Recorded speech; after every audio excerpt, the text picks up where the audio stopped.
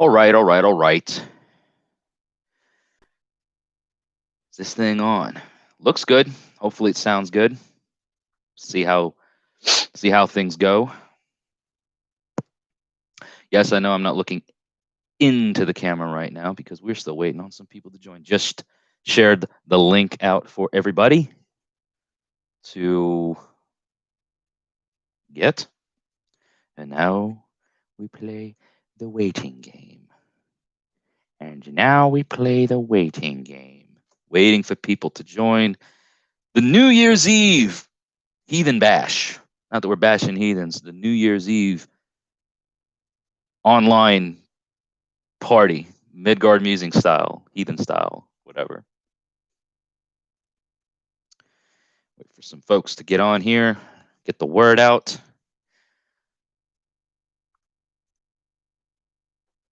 Just shared the links out to my social media. No, I didn't. Let's hit the click. Hit the click. Click the hit. Click the link.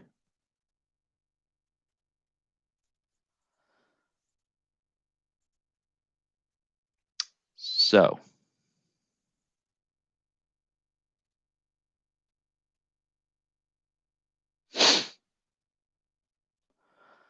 let's see. Nobody's on yet. Give it a few minutes.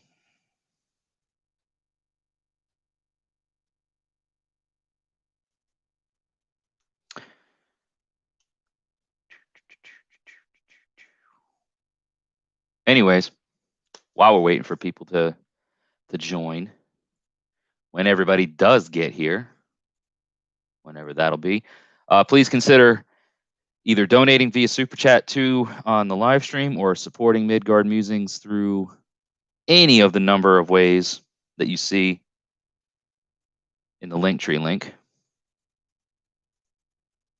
posted in the live chat.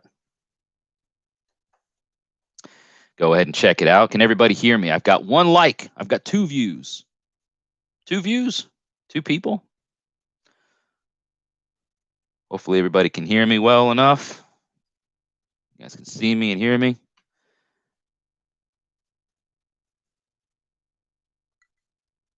New Year's Eve 2020.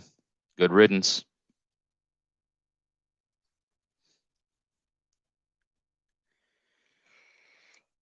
A lot going on back here, I know.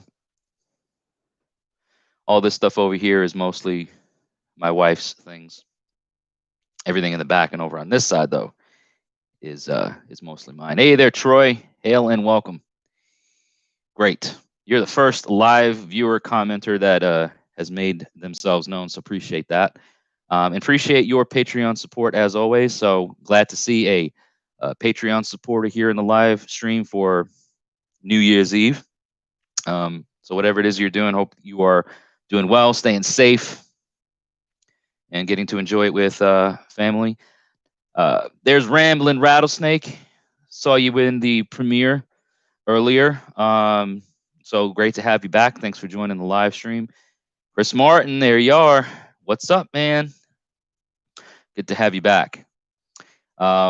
At work, Troy. Well, that's all right. Thanks for joining in real quick and saying hey. Hope your night at work is going okay. And here we go. Hello, Jeff Wright says hello from NC, North Carolina. Hail and welcome. Hey, Brad. What's going on, man? Good to see you. Thanks for tuning in. Thanks for watching. You know, man, so everybody, this is New Year's Eve kind of online style New Year's party. New Year's Eve party. What the heck was that? Oh, nothing important. It's okay. New Year's Eve party, you know, just sitting here chatting. You know, there's a lot of us that want to get out and visit and, you know, with our friends and loved ones and stuff like that. And it's just not exactly feasible right now, or it's not the smartest thing to do. So here we are, a lot of us, you know, doing our own thing in the safety and confines of our home. So enjoy. I am enjoying some scotch and water. Got to stay hydrated in these dry times. Party like it's 1999, right? It's like Y2K all over again. Another cool thing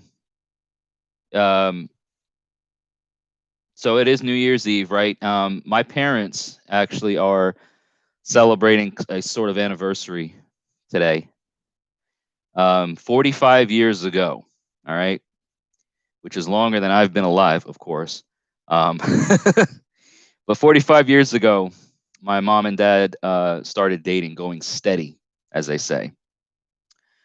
My dad asked my mom to go steady with him, which was a thing, you know, kind of like a promise, will you be mine and only mine? It was a bit old fashioned, but I loved it.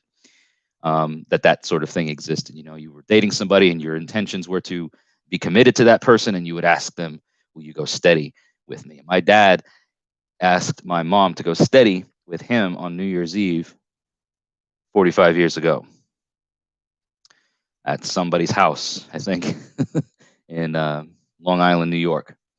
So happy anniversary to my mom and dad. And even though my dad is not able to really hear anything anymore, so he won't really hear this or see this, but I don't think my mom watches my videos. But anyways, happy anniversary to them. 45 years is a long time. It's most of a lifetime, quite often, I should say, even a lifetime for many. So, I figured I would just get on here and kind of answer any questions that you might want to ask from the premiere on the video before, or if anything that you asked during the live stream or talked about in the live stream that maybe got unanswered or overlooked perhaps during the premiere. If you wanted to bring it back up here and continue the conversation, we can definitely do that. Thank you. May the gods watch over all of you in 2021. Says 100 ID B. Hey there, Patrick Walsh. Good to see you back. Wasn't expecting a second stream rambling. Well, neither was I. Honestly, I was not expecting to do this, but here I am. I thought, what's the worst that could happen? We could put on the live stream and get some more folks coming in and hanging out with me for the next 2-3 hours maybe. We'll see how it goes. I don't know if I'm going to be going live for that long, but want to stop by and wish everyone happy New Year. Stay frosty. Exactly, Patrick. Stay frosty yourself. If you ain't frosty, you're not frosty. If you're not frosty, you're not frosty. And if you're not frosty, then what are you even doing with your life? I feel like that's an important thing in these days and ages, is to stay frosty.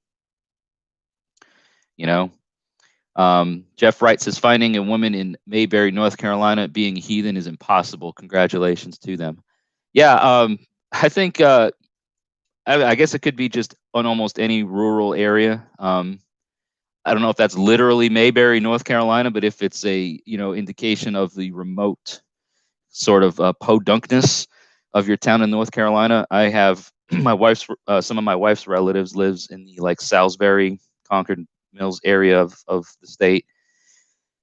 And it's pretty, a certain way. Real Mayberry. Well, I hear like the Andy Griffith theme song in the back of my head when you say that, but finding heathens around, I think is there's, you say heathen or pagan, like there's such a big growth of it. Matt Petrie in the house. What's going on, my friend? There's such a big growth of pagan people that are maybe not growth, I should say, but more of like a presence is being made known. People are coming out to talk about things and express their paganism a bit more nowadays. It seems there's like an insurgence of paganism, which I think is great. And it's interesting because looking for a partner or a companion, a life mate, if you will, a love interest of sorts, whatever.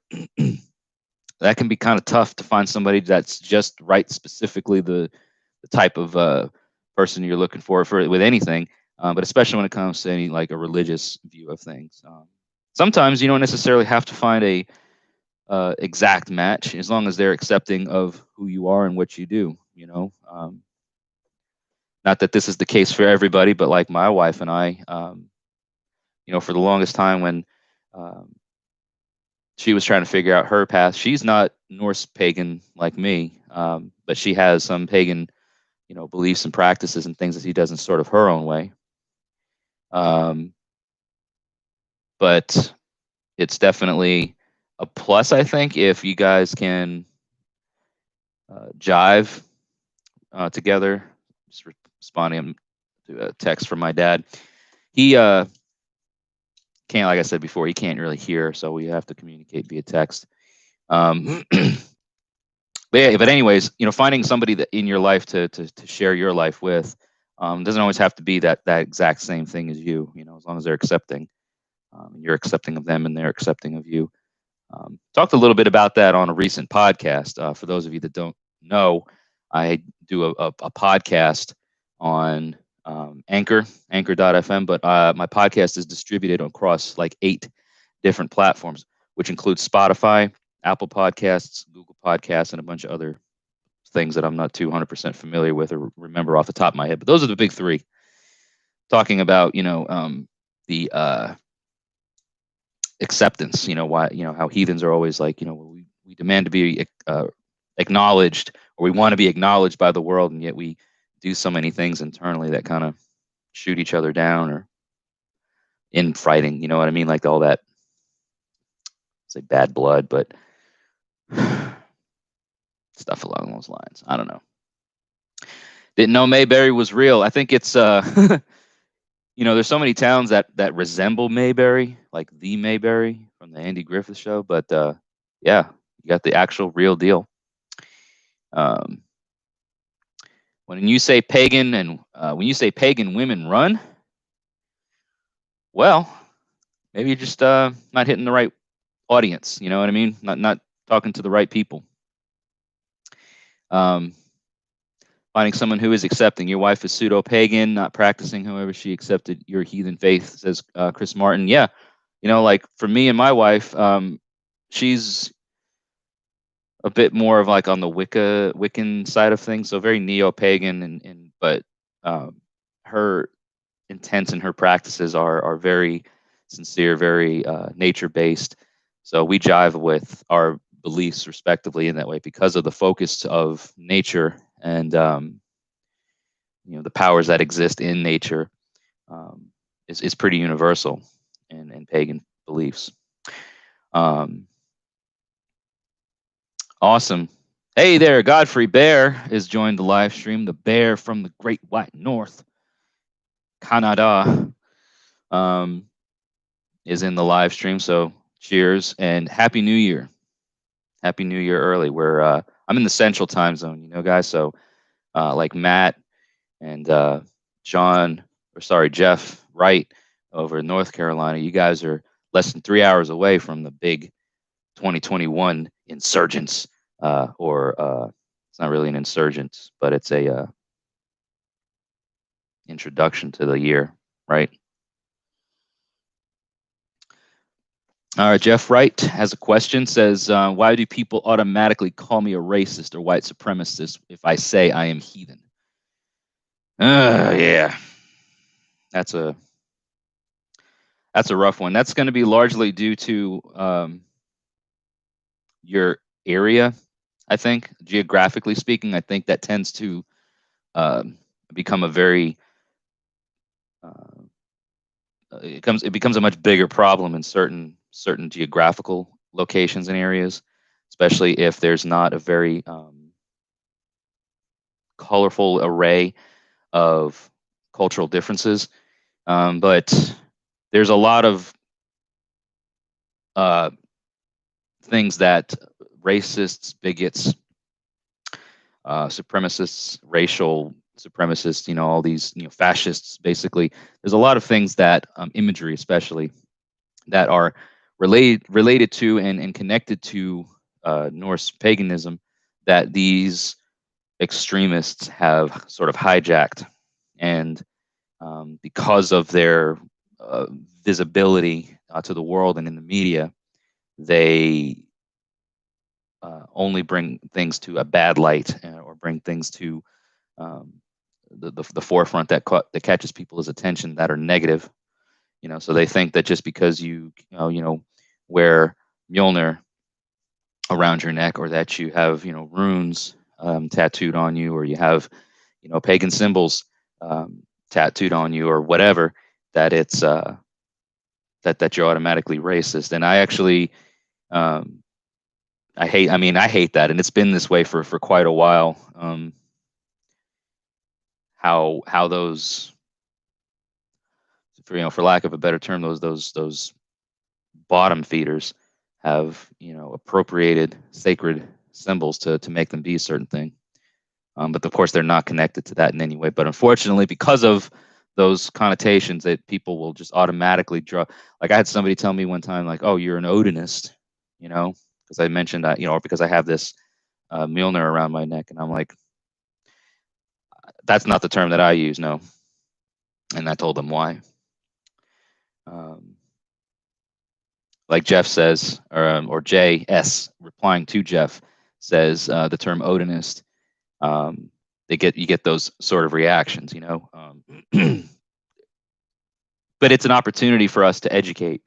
It's an opportunity for us as people who are living this life to honor our ancestors, and to continue the traditions of our ancestors, and preserve that sort of thing. It's an opportunity for us to educate and to bring to light what we are actually about, and to sort of discredit and take away those negative connotations that are so often and closely tied to paganism, Germanic paganism specifically.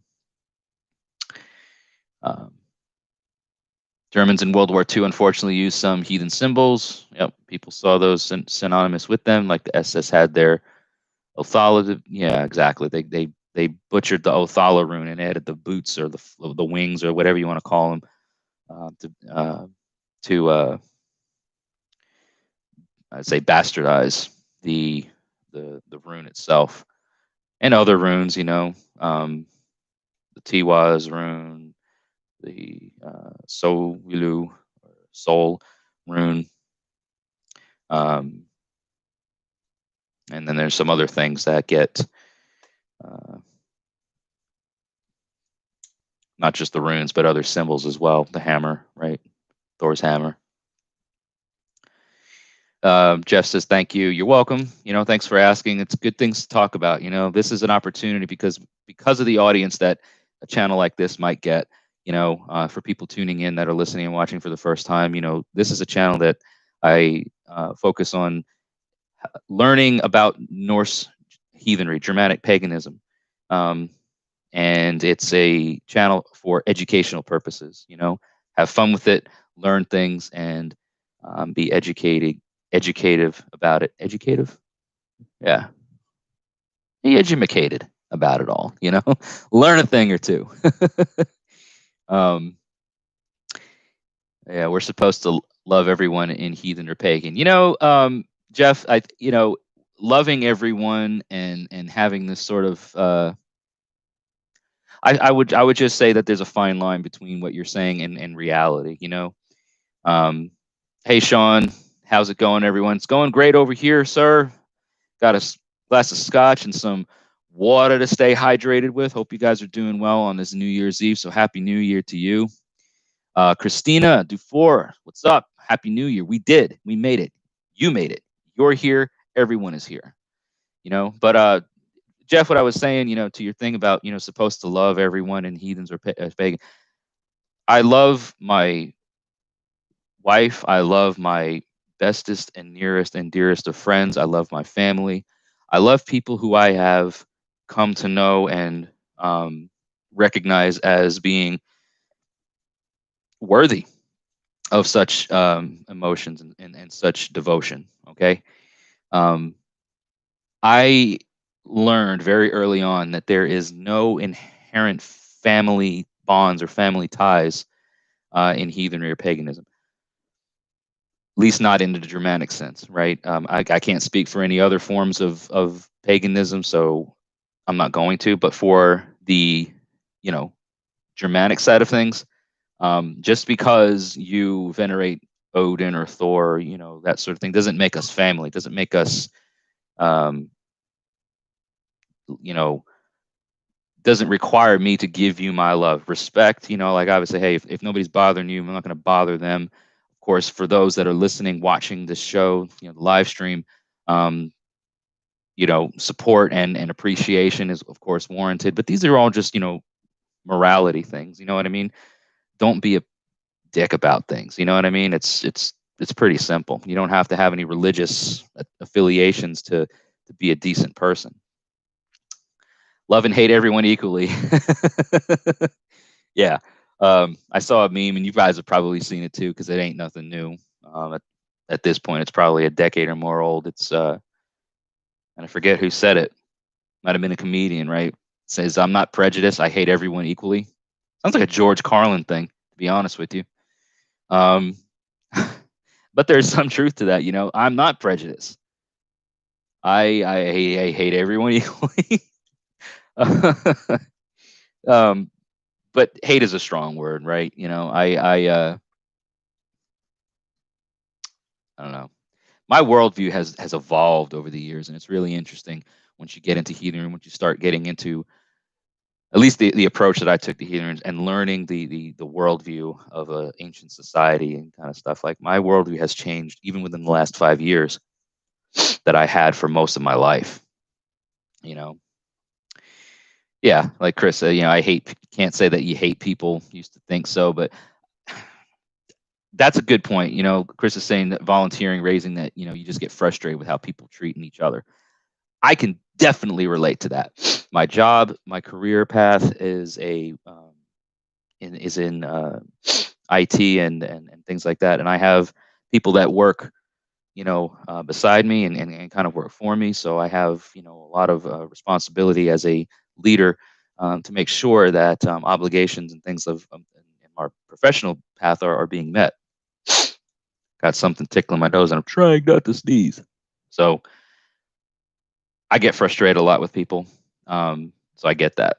It's definitely a thing. It is George Carlin. Thanks, Christina. I thought it was. It sounded like something that George Carlin would say, to be honest.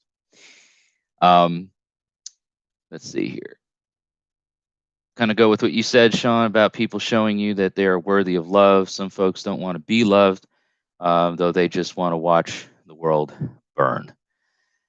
Yeah, there's some people that are just going through a lot, you know, especially this year. If that's, you know, if anything has brought something to light for us this year, is that you know, the world is a crazy place, and when push comes to shove, and when things get down to it, um, people are cutthroat, and people will look out for their own, and take care of their own to whatever extent and to whatever end they think is necessary. And none of us are above that. Kind of goes back to our primal nature, I think. We saw that early on in the beginning of the year, right when the pandemic started hitting everybody, you know, and there was a short supply of things, and people started freaking out. And it got pretty dicey in some places, you know, not going to lie. So everybody handles things differently. Rambling Rattlesnake says, in regards to Germanic and Anglo-Saxon heathens, to my knowledge, all we have left of them is the name and some Germanic pagan rituals via Germania by Tacitus. Um, so good point to bring up, Rambling Rattlesnake. The information that we have with regards to how the Germanic people, in, you know, like pre-Christian era Scandinavia, how the Germanic tribes did certain things is documented in Germania by Tacitus. But you got to remember that Tacitus wasn't a eyewitness. A lot of it was things that he was documenting that other people saw. So you remember that old game Telephone, where, you know, uh, you start off saying one thing, and then by the time the fifth person gets it, it sounds like a totally different story. I'm not saying that this is the case with Germania. However, there are other sources And there are other scholars and historians and stuff that have been able to fill in a lot of the gaps. I want to say it's Andreas Nordberg. He's either Swedish or Norwegian. Has a free book online um, about some of the um, what is it holy tide observations, specifically Yule. When Yule was observed by the Germanic peoples and things like that. Um, Dingo was on. What's up, my man? My brother from another mother. Good to see you. Thanks for tuning into the live stream. Slammed at work. That's okay. It's almost over. I hope for you, because I know where you work and I know it's probably a busy night for you. So hang in there. But yeah, no, Rambling Rattlesnake. The information that we have, Germania is just one of many literary sources that we can pull from that have um, information. A lot of the Anglo-Saxon stuff, it has different. You've got Bede. You've got all these different other texts, because the way Anglo-Saxon heathenry works is a little bit different than like Norse heathenry. It's still a Germanic religious pagan path, but I've noticed that a lot of the Anglo-Saxon types are more along the hardcore historical reconstructionist side of things. They tend to really go by the letter of the law or by the book of things, which it may not necessarily be a bad thing. I'm not saying as such, but very knowledgeable folks. I've learned a lot from Saxon heathens, and continue to learn. JS has a question, says, so when it comes to hearth spirits, my understanding is that they tend to travel with you to a point. How does that work for those who live on the road? Great question, JS.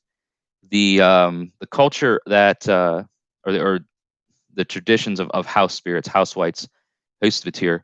I had the same question too at some point, because I thought, well, what happens, for like military families or whatever, people that are constantly moving, they settle in, and then the next thing you know, they got to move. And then, how does that work?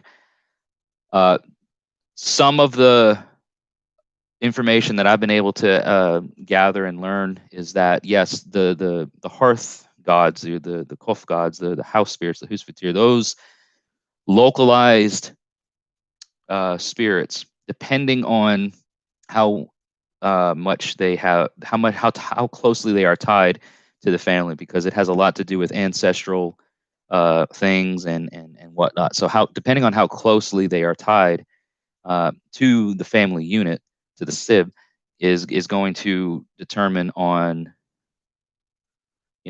where they go, where they stay. So those that are closely tied to a family are usually going to be tied to that one location. And then when the family moves, the Kofgod or the Husvatir or whatever will go with that family. When you talk about those that are living on the road, this is a very modern thing, right? Because truck drivers, other sorts of professional industry that require a lot of travel, where you have no set place that you lay your head all the time. This is a very modern thing, but it's nomadic. You know what I mean? So the culture of that is going to be a bit different too. So I don't know necessarily how it would apply in that case. It may be something that I need to try and get some more information pulled or research a bit more myself. I've never really thought of it that way. When I think of the house spirits, the house whites, that seems to fit more of a dynamic for people who are,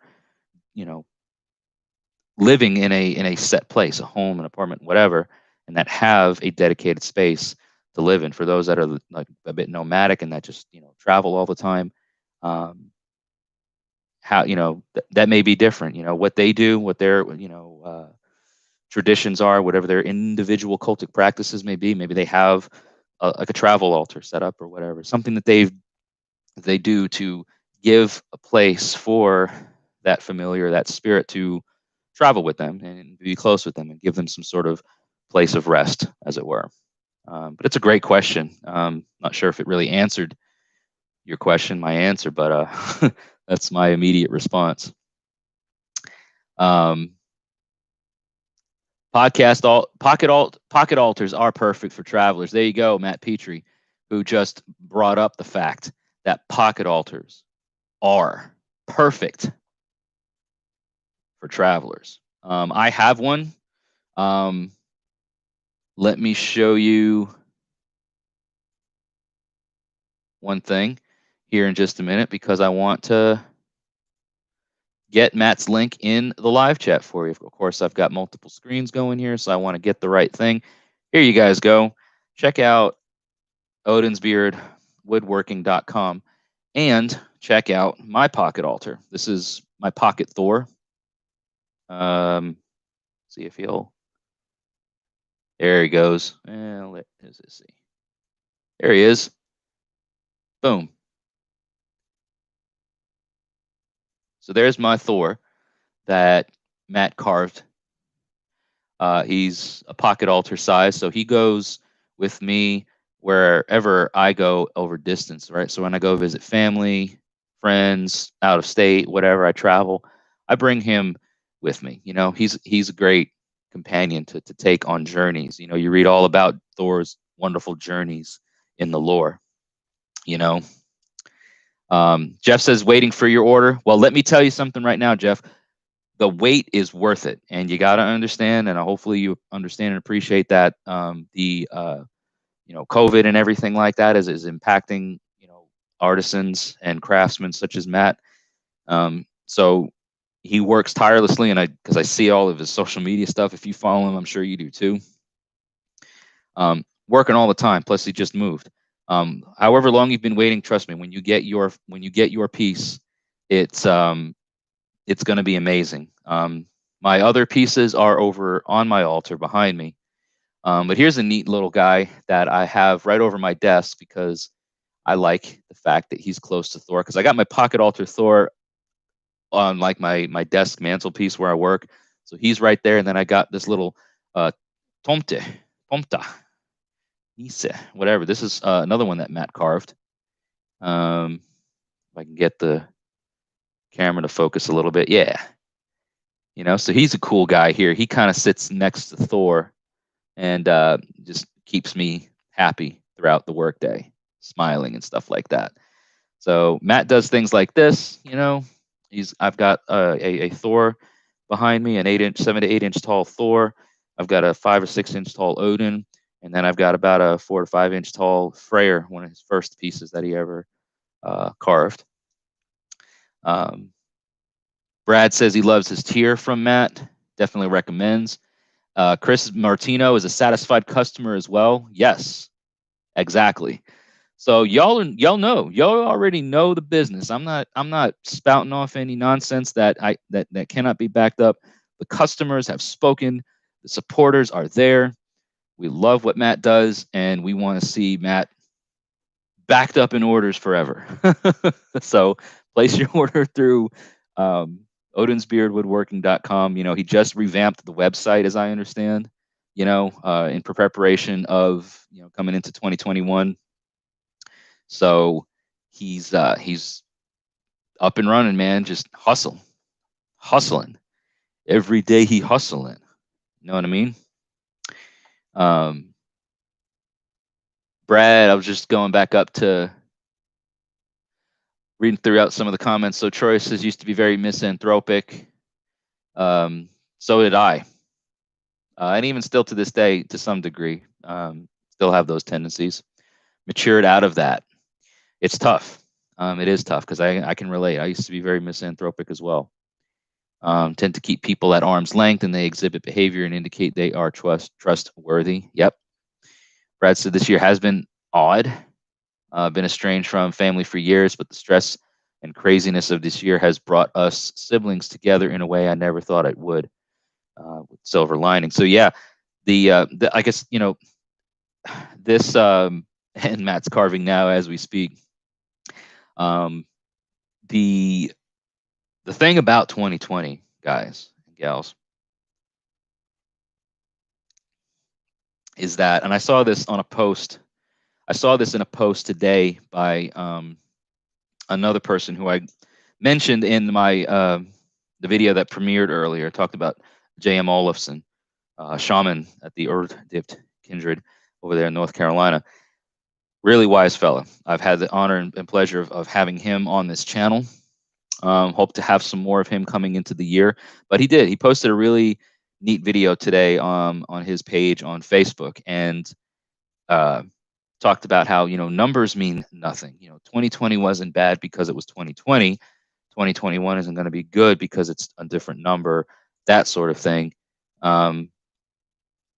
There's a lot that we can do, and a lot that we have a say in or control over. And when I say a control over, right, like there are things that happened this year that none of us had control over. The pandemic, the seemingly like endless strokes of what you might call bad luck. It's like a domino effect. Once one thing hit, it was boom, boom, boom, boom, boom, boom, boom, right after the other. And then, from inside looking out or outside looking, whatever, you look at all that and you thought, oh, man, 2020 was an awful year, bad year. And there's no denying that it was extremely, extremely trying and challenging. For those of us that are here watching and experiencing this right now, we have an amazing opportunity to build Gefrain, to build luck for our descendants, because when our ancestors look back and speak, when our descendants look back and speak of their ancestors who are going to be us, we will be the ancestors one day. When they look back and they say, that year 2020, when my father, when my grandfather, when my uncle, when my this, when my that, our songs are going to be sung. Our names will be spoken over horns and over fires. Hey, Wyatt Coverdale, hello. Thanks for joining the live stream. Welcome to the New Year's Eve party, Midgard Musings style. But anyways, we will be the subject of mighty songs because of the time that we lived in, right? We are in saga times, ladies and gentlemen. So what we do in this time, a number is just a number, but what we do in this time, how we act, what we take from this, do we let the occasions, do we let the waves just destroy us? Do we let the things consume us? Do we let the earth open up and swallow us whole? Or do we fight? Do we persevere? Do we endeavor, for our loved ones, for our children, for our descendants, to speak of our mighty deeds and of our greatness, and to keep that legacy going? That's the real heathen stuff, right? At least that's in my mind. That's the way I look at it. But look at, like Matt said, this year's been up and down. He had a baby, so he's got twins already, and he just had, him and his wife just had Luna, so they've got, their third child. 10,000 followers on Facebook, got a new place to live, like all the craziness. And look here, Matt's pointing out the victories that we've, that he's been able to accomplish and get under his belt. So well done, Matt. That's a great deeds to be speaking of. So well done there. Rambling Rattlesnake, here's what I think. Symbols for each branch of Northern European heathenry could be Germanic heathenry, Imnisul, the Imnisul, Norse heathenry, Mjolnir, Anglo-Saxon heathenry, Vulcanet. Ooh, that's interesting. The Imnisul is something that I've only ever seen really circulated around Saxon heathen circles and Saxon heathen altars and Saxon heathen approaches to things. The Vulcanet isn't even really truly I mean, it's seen in some of the carvings and seen in some what you might call ancient texts and rune stones or whatever, but nobody even really knows truly and 100% what it is. I've got it tattooed on me. I've had it tattooed on me for 5 years, close to, or a little bit over 5 years. But so to say that it's a Saxon heathen symbol, I don't know. I think it's, an overall Germanic heathen recognized. It's a symbol that's recognized in Germanic heathen or Germanic pagan practices. Got to remember, the Saxons were part of Germania. They were Germanic, right? um, Odin's eye represented Odin. Yeah, like I said, some of the etymological ties of what Valknut means, victory, the knot of the slain, the knot of, or Odin's eye, that sort of thing, how it has different, it's 3 triangles that make 9 different points and all this other kind of stuff. Yeah, I mean, there's enough online that you can ascertain that there's probably connections with that to Odin or whatever. But in terms of like, it's like the Aegis you know, um, it's Icelandic staves that are very modern in comparison to heathenry, Germanic heathenry, as for like pre-Christian times. All that stuff, all the rune staves, like those things came about much later on, during the Viking Age and after. Um, yeah, first learned about the Imnisul in a video about the Saxon Wars. Yeah, exactly. I've not done a video on those types of things. I haven't found the need or the interest in doing one. But since we're talking about it, it gives me an idea to maybe include it in a future video, or add it as a topic of discussion for a future video, or even podcast. So for all of you that are just joining and listening, the Linktree link that I'm posting in the live stream is all the ways that you can support Midgard Musings. Of course, if you are watching right now and you want to support the channel monetarily, you can do so through Super Chat. But the YouTube overlords take a pretty heavy cut from that. You're welcome to do it. It's easy, it's convenient, it's much appreciated. You don't have to, but all of the ways that you can support Midgard Musings free are in that Linktree link. So subscribe to the channel, follow me on Twitter, Facebook, the whole bit. You want to buy merchandise through Teesprings, there's all kinds of cool stuff up there. You can send donations through PayPal. You can buy me a coffee on the Ko-Fi app or website, whatever it is. It's not even an app. All kinds of stuff. Just check the Linktree thing out and see if anything is there that interests you. The Aegis isn't exactly a modern creation. It's modern in respect, right? It's not as old as some people think, I think, is what I'm trying to say. When I say modern, I'm not talking like it just came out within the last 100 years or whatever. I'm talking about like, relatively speaking to what we know about, because a lot of all that, like I've seen information that brings up connections with all of the Icelandic rune staves and all that kind of stuff in those manuscripts that are connected to Judaic sorcery or Judaic magic and things along those lines. I got more research to do on that. It's what I heard on the street, though. Don't quote me on it.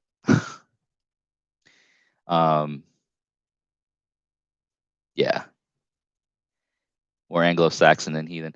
I guess I don't know. Like I'm trying to understand where the differences are, because the Anglo-Saxons, like there is Anglo-Saxon heathenry. Like that's a thing. There's, instead of Odin, it's Wodan. It's, instead of Thor, it's uh, Dunor. You know what I mean? Like it's all Germanic heathenry. At the end of the day, it's kind of an umbrella term. But it's just at what era, at what focus, at what, how are you heathening? How are you doing the thing? How are you practicing? So it very well could be and might be. So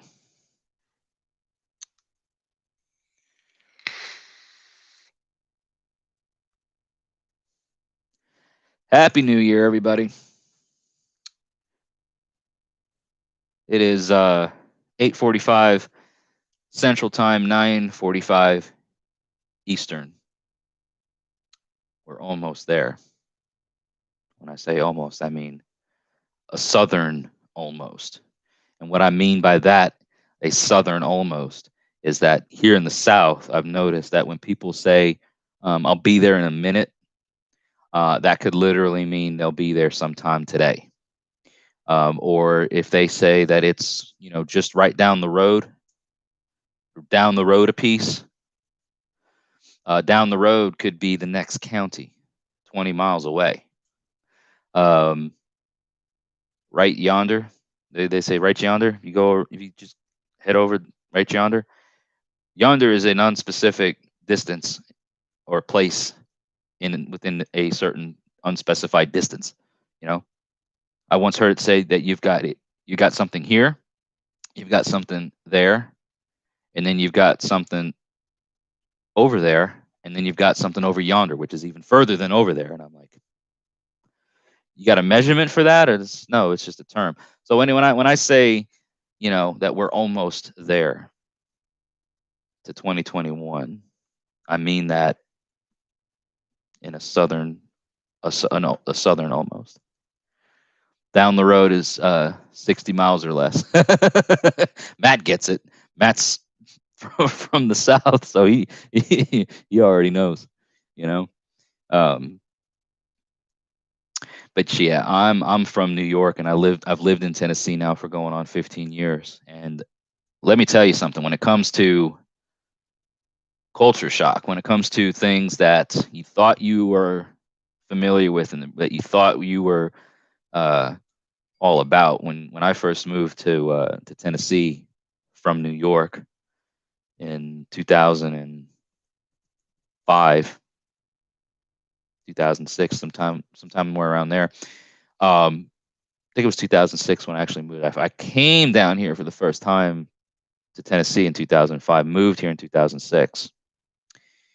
You're in Arkansas, Ramblin' Rattlesnake, and you're a Texan native. Well, with a name like Ramblin' Rattlesnake, it would have shocked me if you were anything but a Texan. But I grew up hunting and fishing and camping and all that kind of stuff in New York, believe it or not. Because the place in New York where I'm from was very rural. I worked on a farm for over a decade. And I thought, I'm all about the country life. I'm all about the, hunting, fishing, and all that kind of stuff. And I can hack it just fine down south. First moved to Tennessee, moved to Hardin County, Tennessee, which is, you guys have ever heard of Buford Pusser, right? You've seen the movie Walking Tall with The Rock, which is loosely based off of the story of Buford Pusser. So Buford Pusser, Sheriff Buford Pusser, was sheriff of McNairy County. McNairy County is the neighboring county to Hardin, right across the Tennessee River. And I used to go there all the time. And I've been to the little podunk sheriff's thing with the museum. And you get to see the big piece of wood that Buford carried around. Hello there, Sean Smash. Sean Smash. I'm not trying to make fun of your name. I'm saying it as it makes me sound like I'm saying it like Sean Connery. Sean Smash. Yes, hello and welcome. But so if that gives you an idea of how remote of a place in Tennessee that I moved to from the area of New York that I'm from, right? Grew up hunting, fishing, working on a farm for a decade. I moved to Tennessee and I thought I got this sucker beat. And the first time I realized that I was out of my element and that I was no longer in New York and that I was like, this is culturally different, was one day I had just moved down there. I probably hadn't been living in Tennessee for 6 months at that point. And I was standing in line to purchase some things at the Walmart in Savannah, Tennessee, Hardin County. And I was standing in line to make a purchase. I don't remember what it was that I was trying to purchase at this point. It's been nearly 15 years. And I am standing in line, and the person behind me started talking, and I realized, because I'm looking ahead, I'm looking in front of me, because that's where I need to be. That's where I need to go. These items in my hand need to be bought and paid for in front of me. So my focus and everything is, I'm not oblivious to what's going on, because I realized that this person's talking, and it's like, I think they're talking to me. So I just kind of did one of these, turn around, and I look, and they're staring at me. They're looking at me, and they're talking, and I'm like, and I start looking around. I'm like, are you talking to me? I don't know you. Like, I have no idea who this person was, and they just striking up a conversation.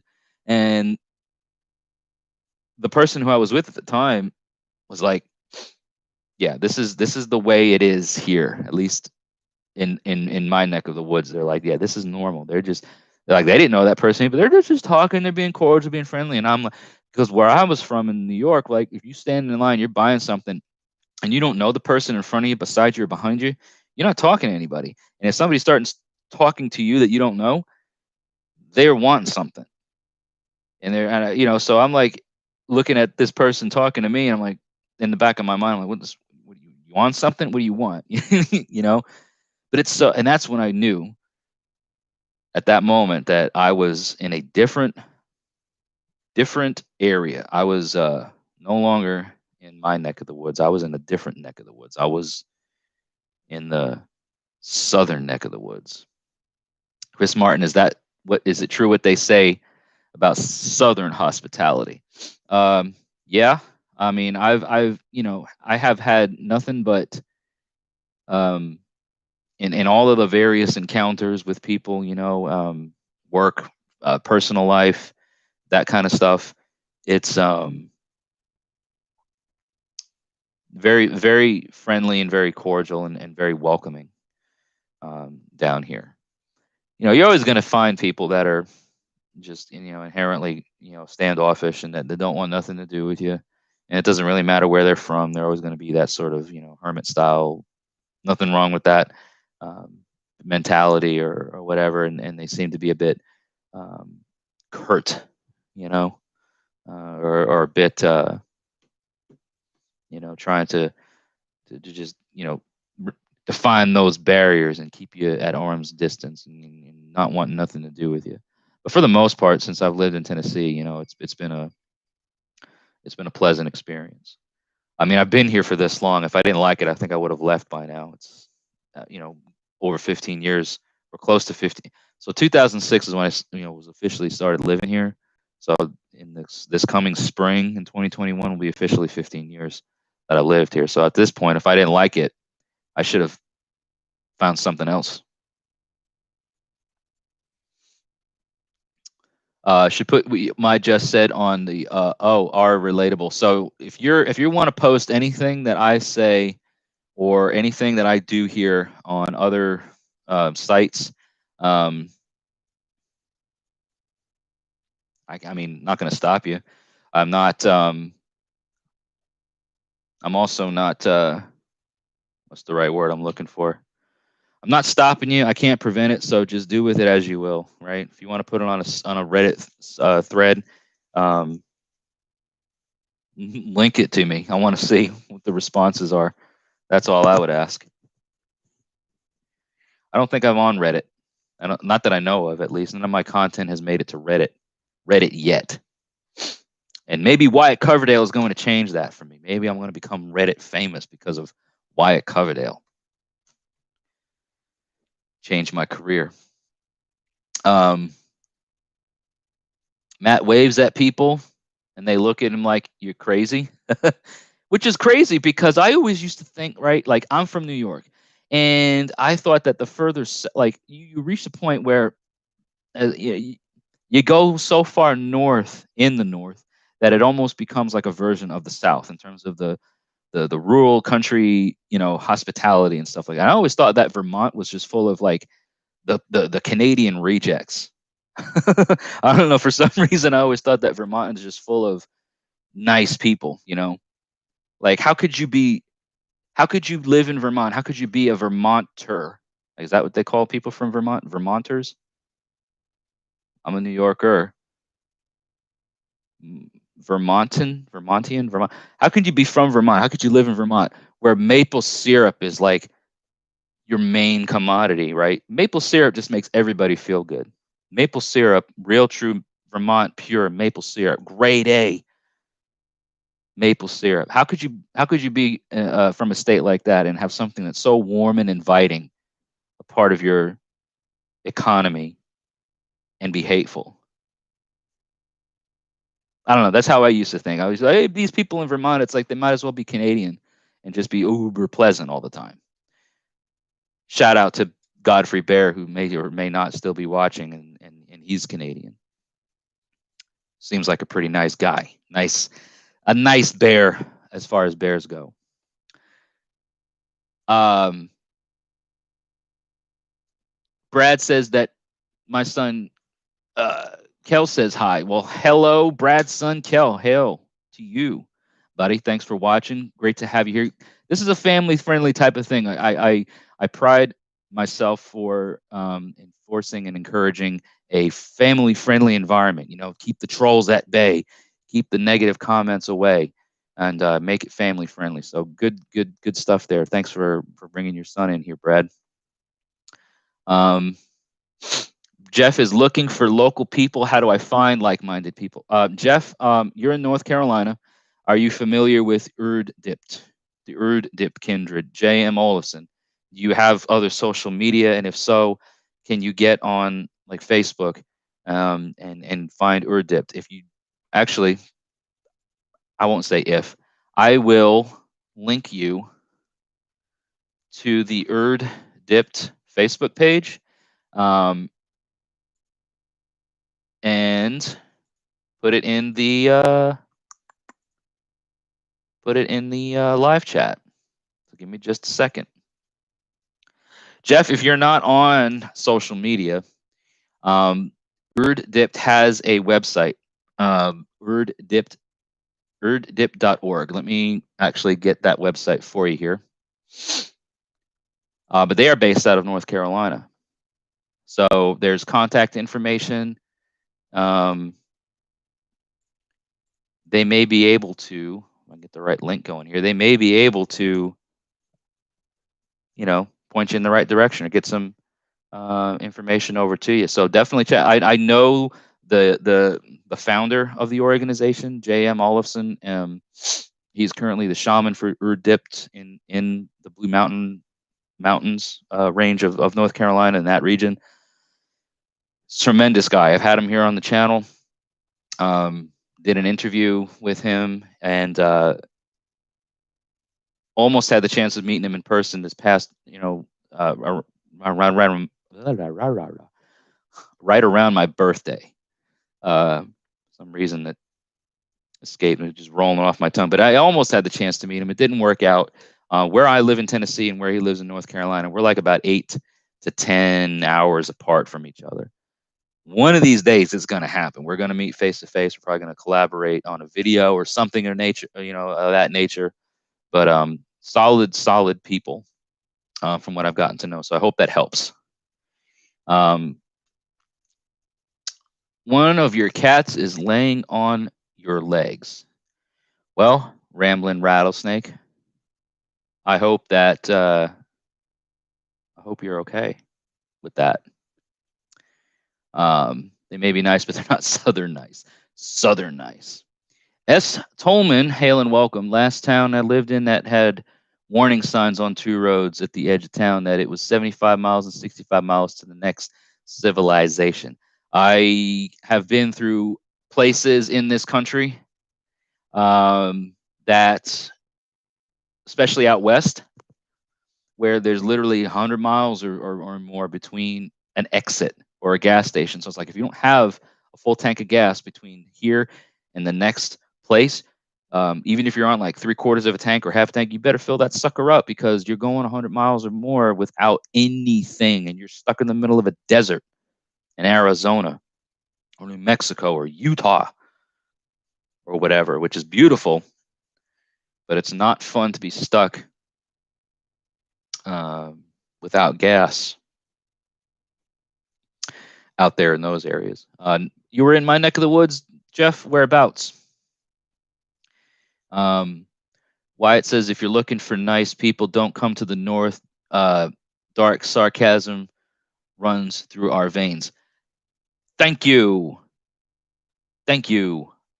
Listen, my wife is from the South. My wife is born and raised Murfreesboro, Tennessee. And a lot of times I say certain things and I act a certain way. And she's like, you Northerners, why you gotta be so rude? I don't know. I mean, it's just I never really looked at it that way. I just thought it was like, well, this, it's no nonsense, we're just, that could also be the Italian in me too. Like my grandfather, he was 100% Italian, so I got a lot of that. What's the matter for you? I'll go brick in your face. I want you, fugazi, this or whatever. I get some of that. The Potenza in me comes out. But on my dad's side and my mother's side, a lot of German, a lot of Dutch, a lot of that sort of thing. So there's attitude on both sides.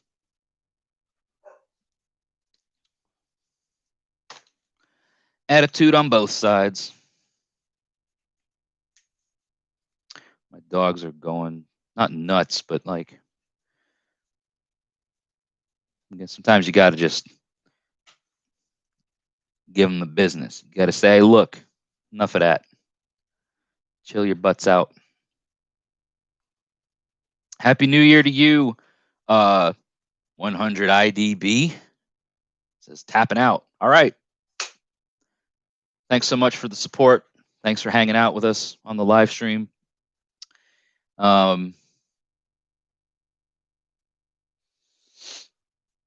Appreciate you. Have a great New Year and a great night. Go all over Tennessee, and you were in Murfreesboro. Oh, okay. That's cool.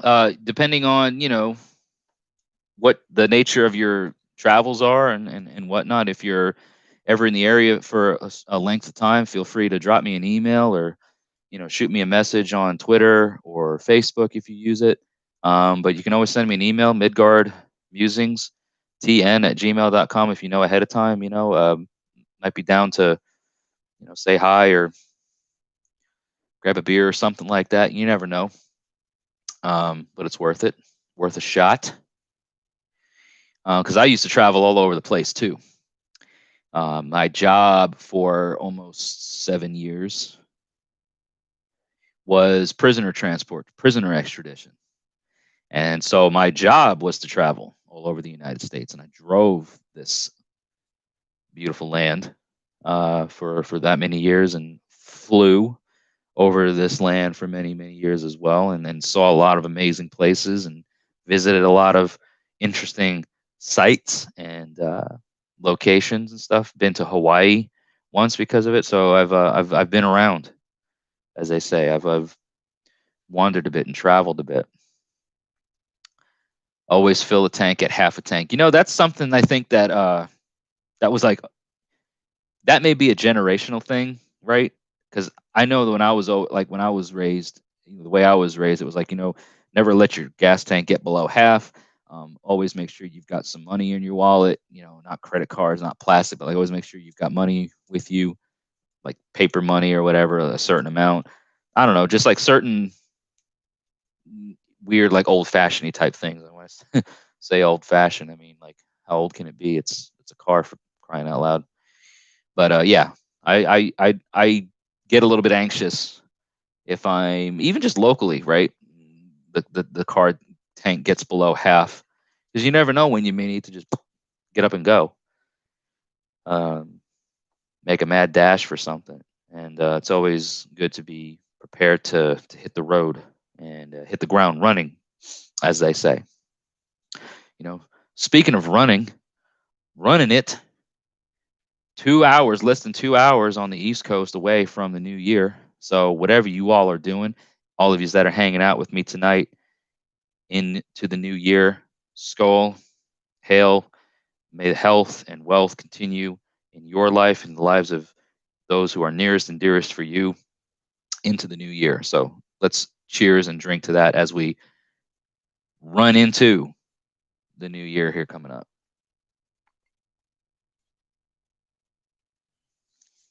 Yeah. Hit me up next time. Might grab dinner. Cool. Own a fishing lure business. Oh, okay. That's what's up. Well, my wife loves fishing. So, and I like it too. Like I said, I grew up fishing, but I used to fish like on lakes and things for bass, pickerel, or whatever. But my wife loves fishing, man. Like, and I'll tell you another thing that I never did until I actually I think 2 years ago was the first time that I've ever did it. So not even since I've been in Tennessee, but just in the last couple of years and I loved doing it and I want to do it again. Frog gigging. And that's right. I said frog gigging. There's no G at the end of gigging. It's not gigging, it's gigging. Don't try to look the word up because you're probably not going to find it, but it's true. Frog gigging. What it basically is you can put on waders if you got them. If you don't, you just walk out into the creek, into the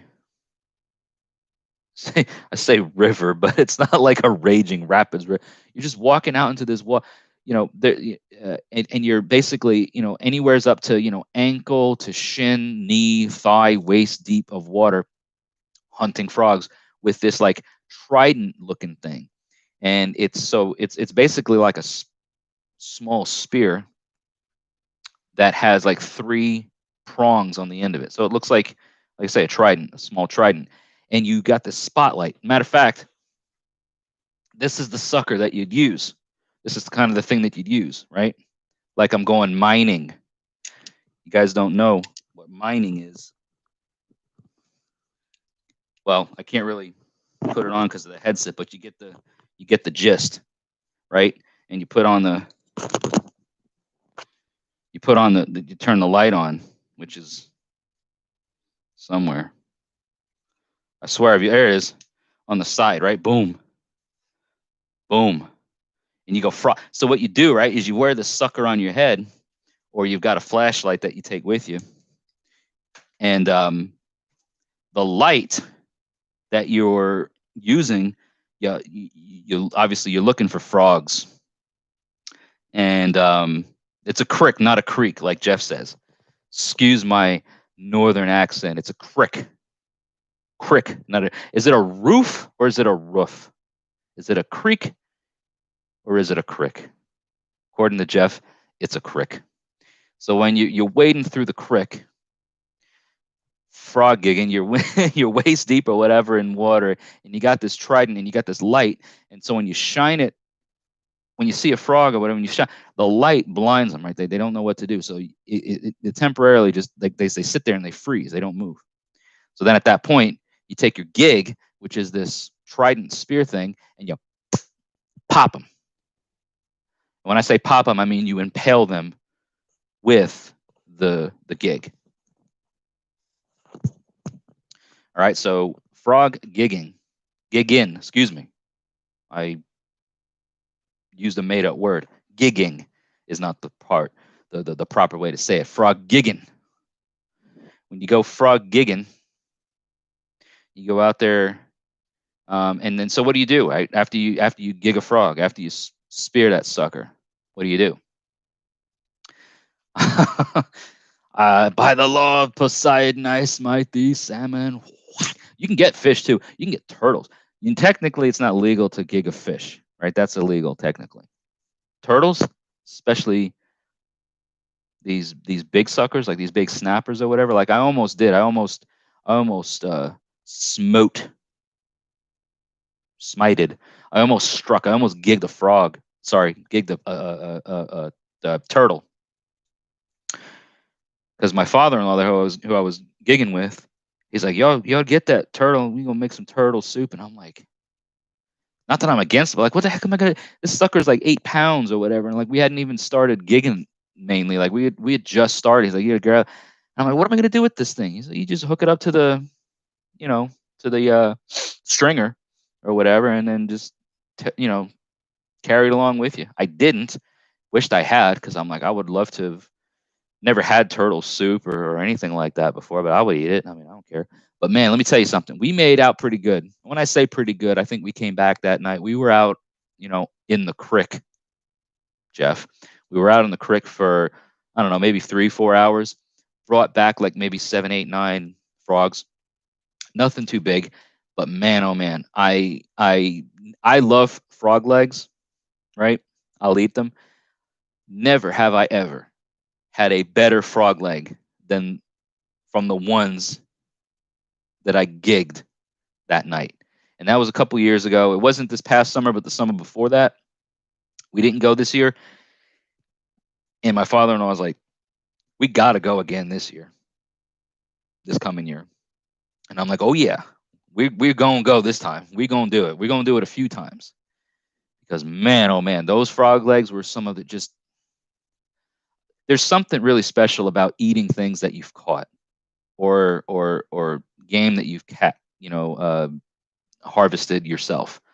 So whether it's hunting, fishing, whatever, like there's something that just, it makes it taste better when you know that you've had a part in its harvesting. Like you didn't buy it from a store, you actually went out there and caught it yourself or whatever.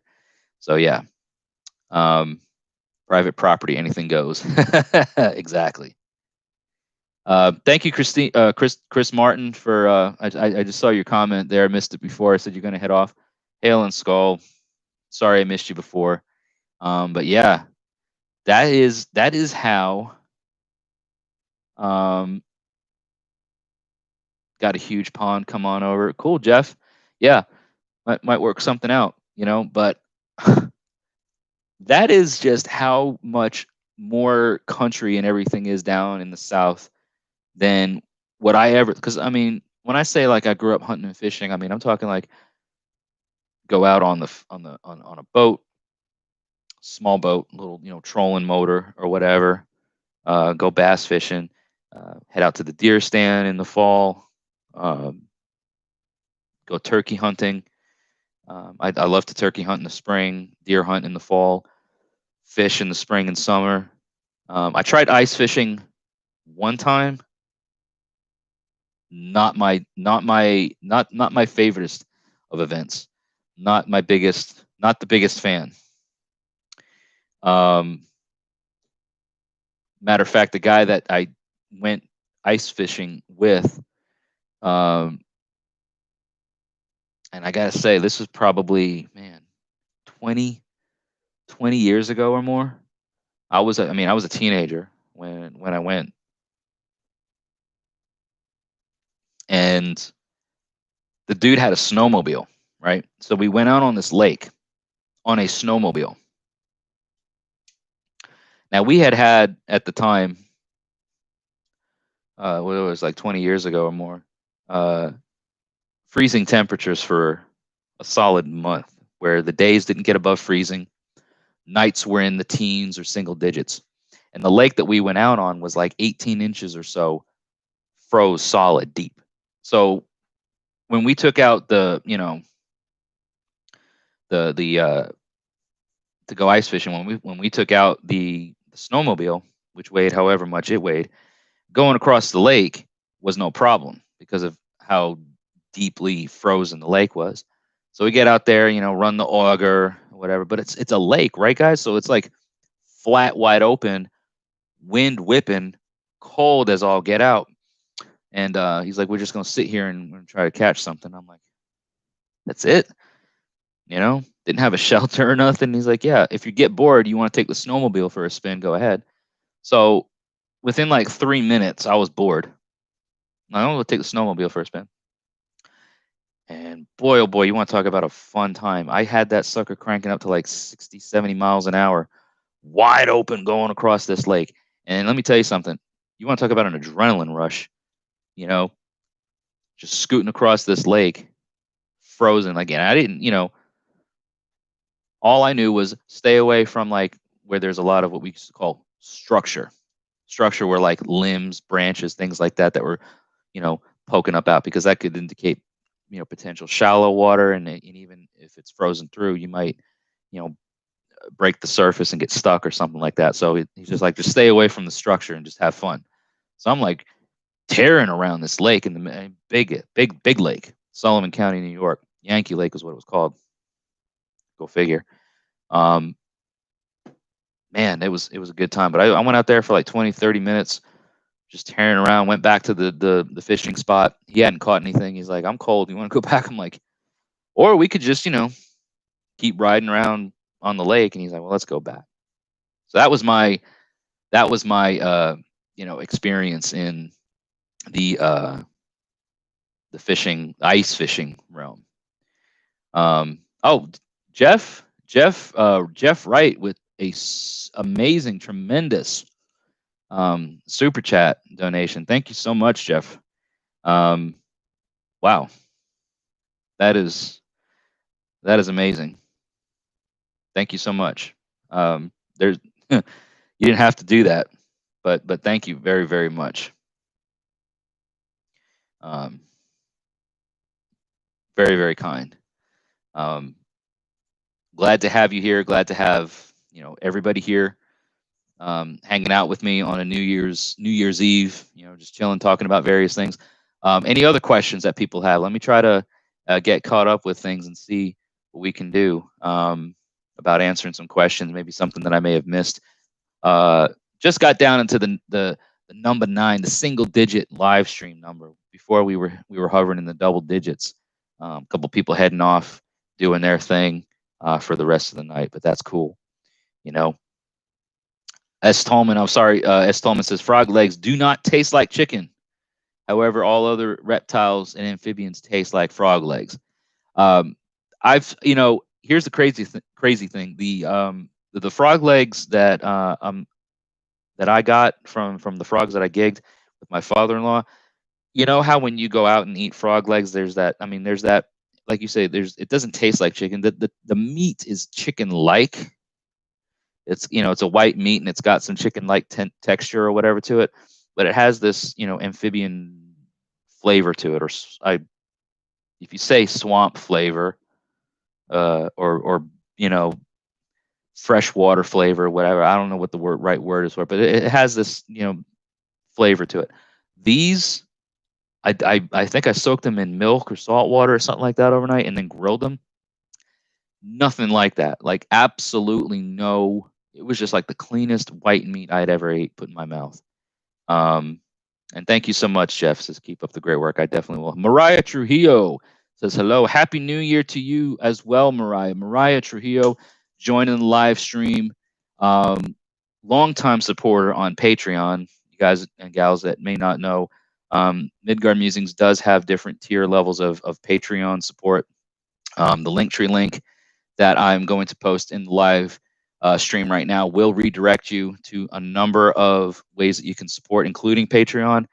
Part of the perks of being a patron on Patreon is at the I think it's the Jarl and above tier. You get a shout out at the end of all of my YouTube videos. So your name appears at the end screen credits to all of my YouTube videos. And you also get a monthly rune draw emailed to you directly from me. So I think the Jarl level is a $5 a month pledge, and the Chieftain level is a $10 a month pledge. The cool thing about the Chieftain level is that in addition to the end screen credit and the monthly rune draw, then what you also get is a discount on a rune set should you decide to purchase one. So I usually charge $20 for domestic rune set orders. The rune sets that I make are either birchwood or driftwood pieces. They vary in style. I don't have a rune set with me that is made of birch, but I do have my maple wood set, so I can kind of show you what the birch rune set looks like. At least the style. They are round discs. So I have some pieces of birch wood that have not been made into runes, and I also have some driftwood pieces that have not been made into runes. So I'll show you an example, right? So like here's an example of the, let me see if it'll focus. Here's an example of just like what a piece of birch wood looks like. They vary in circumference and in size, but the depth and the thickness of it are basically this. And the end results usually turn out something kind of like this. Minus the, let's see if trying to get it to focus with the light. Will it focus? Not really. Anyway, these are bloodstained because these are my rune sets, but this is maple. But the round pieces of birch look something like that, and then the birch wood, or sorry, the driftwood pieces are oblong, kind of oval shaped pieces of wood like this. And I burn the runes into the piece of wood, and then I'll do this like dark shading around the driftwood pieces. So for $20 a month, I offer, sorry, for $20 a set, you get either birchwood or driftwood. You just let me know which one. So anyway, going back to it, the chieftain level or the chieftain tier Patreon pledge is you get a discount on your next rune set purchase. So if you decide to purchase a rune set, you get like half off or something like that because you're pledging at the chieftain level. So check out patreon.com/MidgardMusings. The Linktree link that I just posted is going to redirect you to a bunch of different things. Just click on the one that says Patreon, and it'll give you the option. So if you want to become a chieftain pledge, patron, you're going to get the shout out at the end of every video that's in the end screen credits. You're going to get the monthly rune draw, and then you're also going to get I just scratched myself. How attractive. You're also going to get the option to, whenever you do buy a rune set, get a discount for it. Drawn blood on the live stream. How mature. My apologies. Thrall, Jarl, Chieftain, Mariah is correct. Yeah. So Thrall level again is no slight or no it's $1 a month, and literally if everybody that watches these videos and wants to support the channel, if everybody were to become a patron at the Thrall level, you're gonna be helping support what this channel does in a tremendous way, and it's just $1 a month. So if you want to do the $5 a month one, again, you still get the rune draw, and you get the end screen credit. So for those that are already patrons, like Mariah, and some others, on the subject of meat, prefer white meat to the red meat. Yeah, Ramblin' Rattlesnake. I love meat. Meat is I'm a meatosaurus. You know what I mean? I'm not picky. White meat, dark meat, red meat. I just like the meats. So apologies for that. That was weird. I just literally just went to scratch my face, and it's like I'm shedding blood on camera for you. Don't demonetize me, YouTube, because of the appearance of blood or something like that. It's whatever. But yeah, check it out, Jeff, if you so choose. Thank you for pointing that out, Mariah. Just did a rune rating for everyone here. Urus, Fehu, Manas. Thank you, Wyatt. Would you care if I shared with everybody what those runes look like? Because maybe folks here are not familiar with what you're talking about. So if it's all right with you, if I have your permission, I would like to share what those 3 runes are.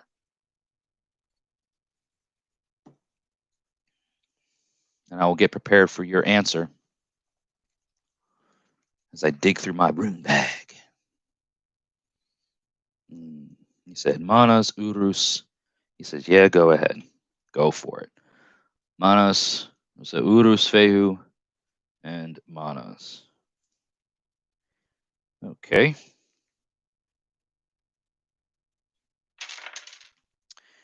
Bear with me, ladies and gentlemen, boys and girls, while I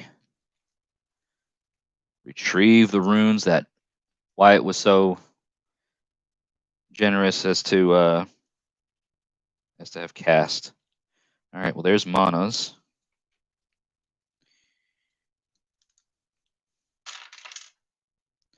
And we got to get Urus and Feu.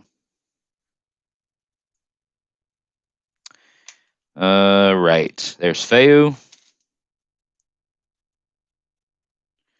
Where you at? Where you at, Urus? The mighty ox, the Aurochs. Gonna be one of the last runes that I pull out of here. Quite literally. Yeah, quite literally the last.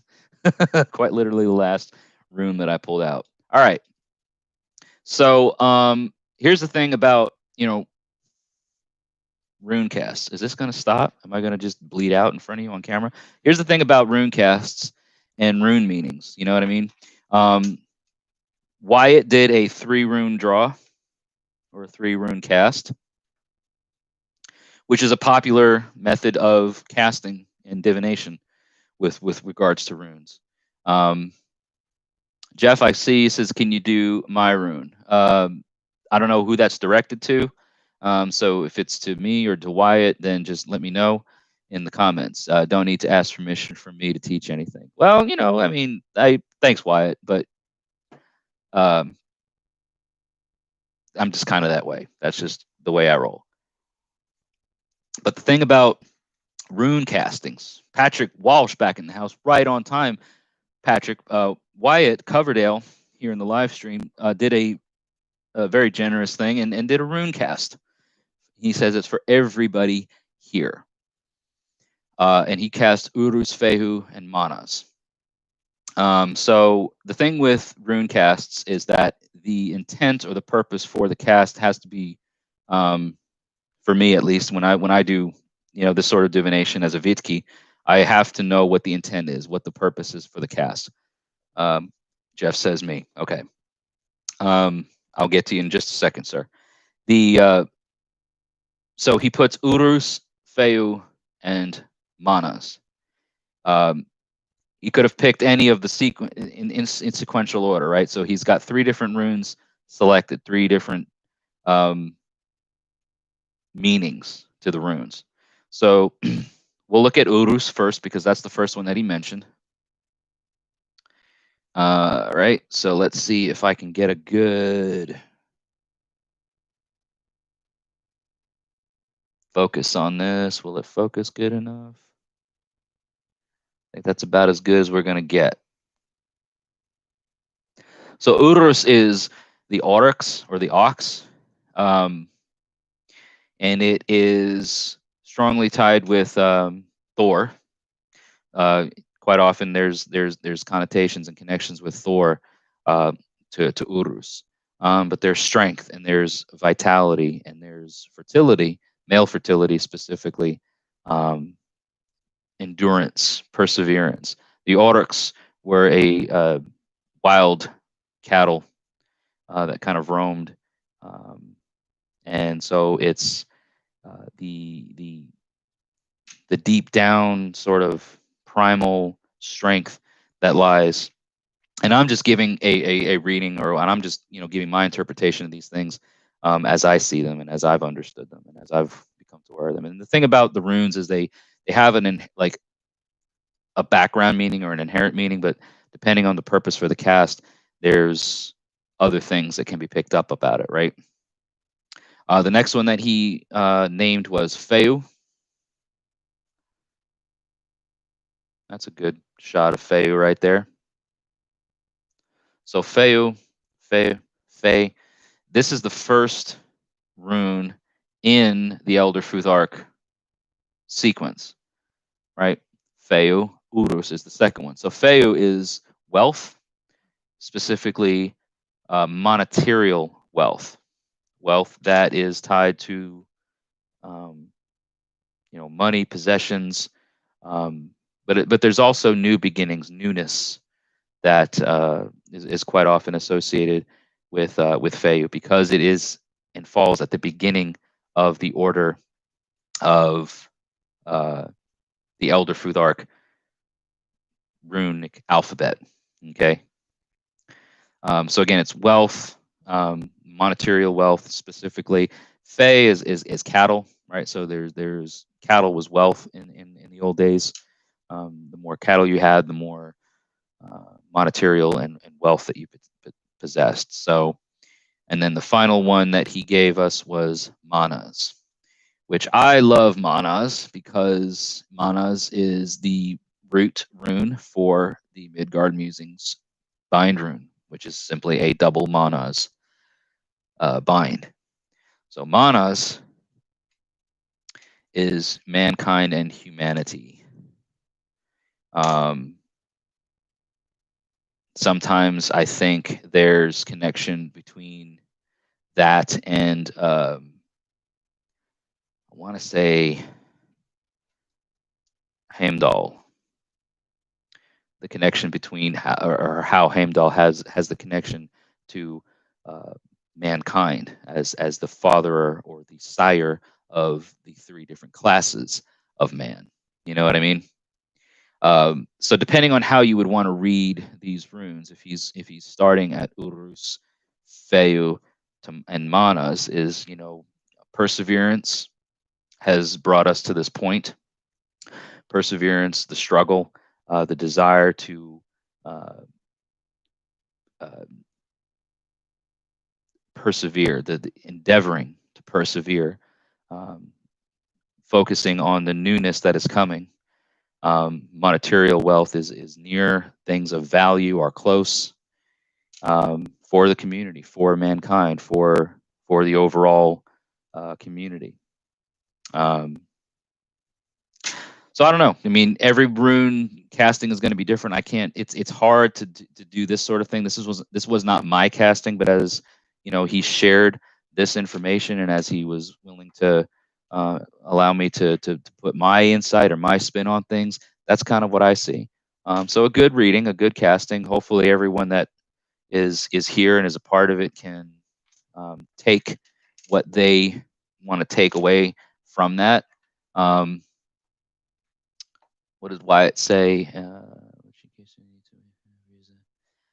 Whenever you become desperate for advice or something, or whenever you feel kind of paranoid of what might happen, always come to the runes as an answer, and they haven't been wrong, so you trust them. Yeah, the runes don't lie. It's just a matter of learning them and reading them, casting them, understanding them, sending them, writing them, everything. It's interesting because about this time or so, a few years ago, was when I started my VidKey path. And that was an intense sort of thing. It is a new year. One way, right? Too is a new beginning. Yes. Strength, property, and community. So very similar understandings. Mariah Trujillo says when she saw that, it was thought strength, property, and community. Yeah, there's, like I said, there's those inherent things connected to those specific runes. I tried to go a little bit more in depth. So Jeff Wright, you're still here, hopefully, and I didn't want to forget your request due to your kindness and generosity in the super chat. This is not something that I would normally do otherwise, because I don't. I'm a little bit weird when it comes to the, not say weird like in a negative way, but I'm very specific with when it comes to rune castings and what they're for. So you asked for a rune, and I will be glad to draw one for you and talk a bit about it. So this is a rabbit fur bag that contains my Maplewood runes. The rabbit fur comes from, what was it? Wolf something anomalies. I'll have to find it out. But anyway, let's go ahead and pull a rune for Jeff, who is definitely Jeff got some of my runes. Has never read your own. Okay. All right. Well, so Jeff, I've pulled a rune for you.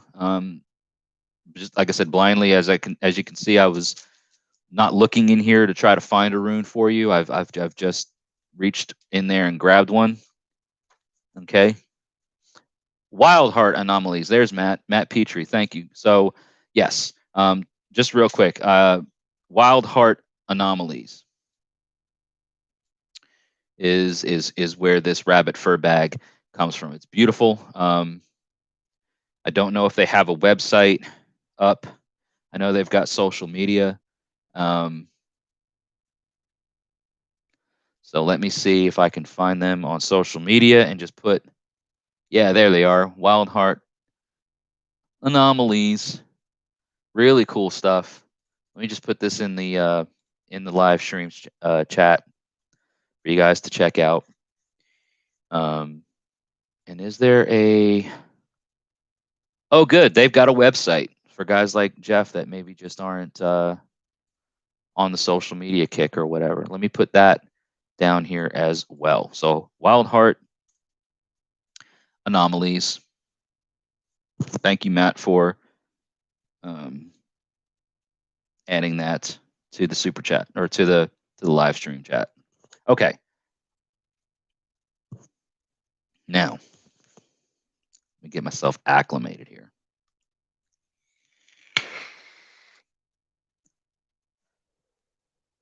All right, Jeff. Here's the rune that we pulled, that I pulled per your request, and that rune is Thurisas. So Thurisas is the thorn, or the thurs. Thurs is the Jotun or giants. It's a word that is means, giants. There's a there's a connection with thirst to Thor, as because of Thor's Day, this sort of thing. But with thirst comes defense against an attack. It is a thorn that protects and defends. And there are some elements, there are some chaotic elements to this, because as beautiful as the rose may be, it is also treacherous and deadly because of the thorn. So typically, as a single rune draw, whenever I draw or whenever I've pulled Thurisas, there is typically something going on for me that is causing or drawing my focus towards a defensive sort of approach. It's like standing ready and proactively going out to take on those destructive forces that may be trying to dismantle or tear apart things in your life. So there's always a negative or a positive kind of connection with the runes. Like some people will look at the runes and say, well, when you read it this way, it means a certain thing. And when you read it in Merkstav or inverted or upside down or backwards or something, that means something else. I don't typically follow that mentality. When I cast a rune, or when I cast runes, which are usually done in sets of 3, I have a method that I kind of follow when it comes to casts. But when it comes to like a single rune draw, like it doesn't matter if I pick a rune up and it's backside facing forward or whatever, because the meaning, it's like if it's as if to say, the letter A means something different than the letter A if you write the letter A upside down. It's still the letter A, right? The runes are an alphabet. They still are what they are. So I don't really buy into the Merc style meaning or reading of runes.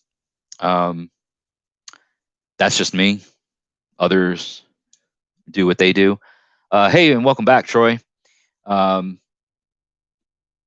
uh, a friend bailed on you, so you may be alone tonight, Patrick. Well, Patrick, you're not alone, man. Like I know that you're watching through your screen on YouTube, but we're here. All of us are here. I got 12 live viewers here with us. Going into 2021 here soon. So you may be by yourself, but you are certainly not alone. Okay. But yeah, like Jeff's, kind of like the question you asked before. So like I said, 30 sauce, that's a once in a lifetime rune draw that I've never done anything like that for during a live stream. I think I may have done something like that in some other videos.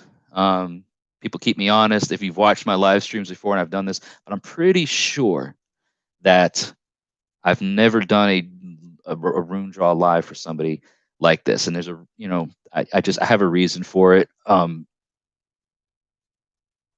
But because of the generosity and because of the dedication, because of you guys being here, Jeff, specifically, it's it was a request that was met with a reasonable dowry, or I say dowry, but a reasonable shield to be paid. I don't know, whatever you want to call it. You did right, sir, and I appreciate the support. So I'm happy to have done it for you, and I hope that the rune draw meant something for you, and that you were able to pull something from what I said, and able to carry with it into your own practices and into your own space. What else we got here? Yes, Patrick, like Patrick said, video chats are always open. Definitely. Yeah. So this is, like the wholesome nature of what we've got going on here on Midgard Musings, folks, is like, I don't know. Like I don't really get into a whole lot of live streams on YouTube anymore. With a lot of folks, I do dip in and out sometimes, but I gotta say, the audience that is a part of these things is so refreshing, and it's so wholesome, and I appreciate that. Zach Muntz, what's up, Zach Muntz? Checking in on the New Year's Eve live stream extravaganza from Midgard Musings coming at you. We're an hour and 15 minutes. No, what? It's 9:40, going on 9:45, 10:45. So yeah, an hour and 15 minutes for you guys on the East Coast before New Year's hits. Wyatt says he got himself a Coke for New Year's, a Coca-Cola, a good old-fashioned cola. Are you a Pepsi man or are you a Coke man? Maybe you're a Dr. Pepper sort of guy. Maybe you like that little bit of medicinal fix from the Dr. Pepper. Maybe you like a 7-Up. Maybe you like a Seagram's ginger ale. Wyatt got himself a Coke. Now, when you say Coke here in the South, then you're talking about any sort of carbonated soda beverage, which is why I started rattling off a bunch of different names of soda, because Coke could mean anything. It's not the 80s, so we don't mean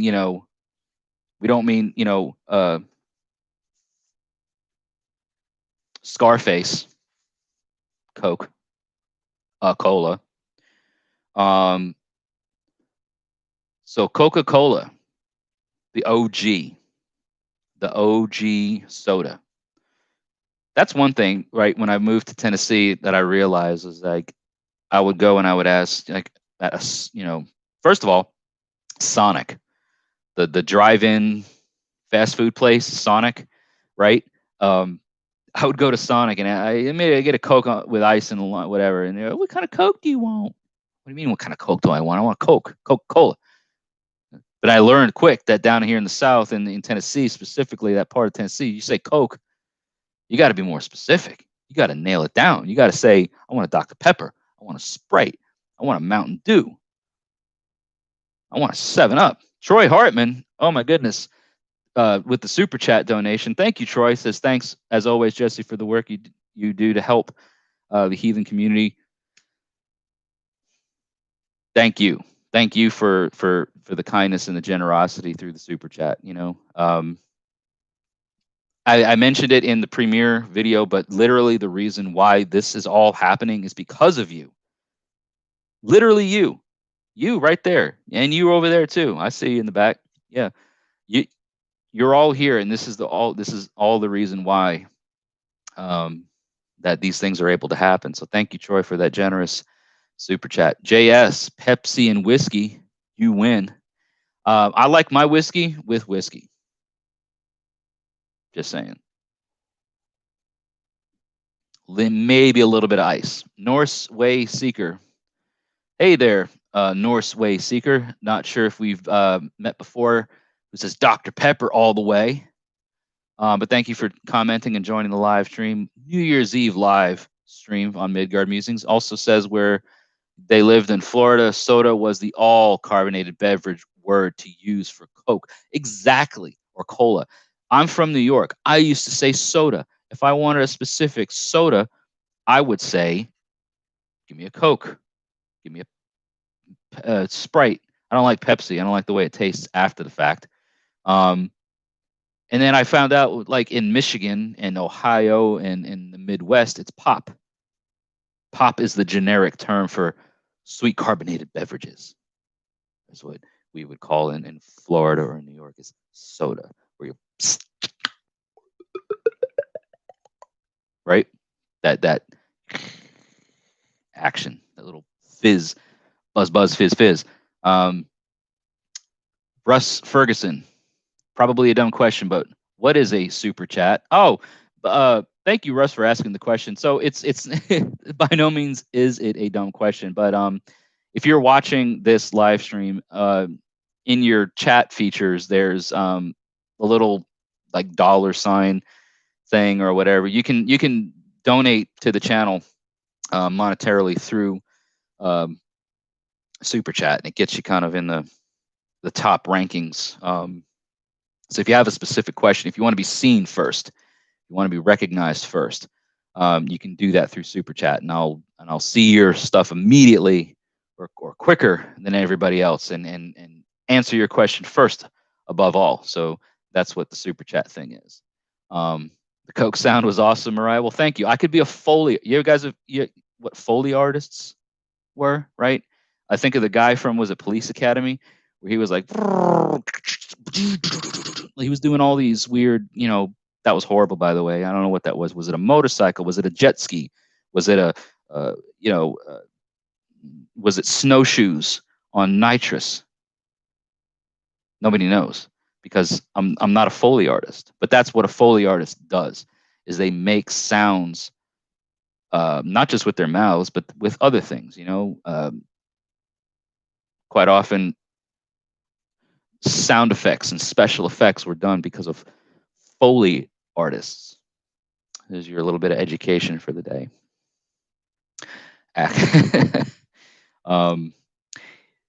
So yeah, Northway Seeker says, hey there, first time on the live stream, but catch a few videos every now and then on the Musings. Well, catching a few live streams here or there, or catching videos on the Musings, as you say, super, super appreciated. Thank you so much. Getting down to the nitty gritty here in 2020. We're about to blow this popsicle stand. As who can quickly name for me that reference? Who said that? Let's blow this popsicle stand. Who said that? Anybody remember? I'm gonna have to Google it because it sticks in my mind. Michael Winslow. Yeah. Let's blow this popsicle stand. Right? 2020 is the popsicle stand, and we're about to blow it. Always Coca-Cola, Patrick Walsh. The classic man, a man of taste. a man of sophistication. I am a man of, like I said before, I like my whiskey with whiskey.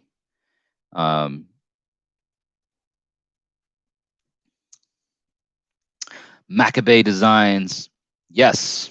Good evening. I've actually Maccabee Designs. I've seen your name here in the live chat, and I'm like, why does that sound so familiar? It's because I've got your information shared to my podcasts on Anchor and Spotify and everywhere. Yeah. Hope you're doing well with your projects. Really cool stuff over there. Matt Petrie over here at Odin's Beard Woodworking says, "What should my last carving of 2020 be?" Ooh, loaded question. Matt Petrie over here asking the real questions. Patrick Walsh says, air, time for healing after a harsh year. Air, the goddess Air, Frey's handmaiden. That would be a great one. Maccabee Design says, "Oh, do I need to pour myself a vodka?" Yes, you do. Everybody, pour yourself a drink. I don't care.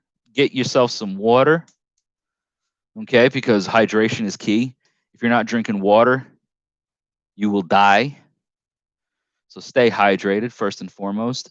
Get a Coke like Patrick Walsh, the awesome one over here, drinking a Coke in style. All right. And if you so choose and if you so wish, pour yourself a libacious drink. I've got scotch, pour yourself a vodka, gin and tonic, whiskey sour, Jaeger bomb, mead, whatever. You're sitting here. Hopefully you are secure in your place.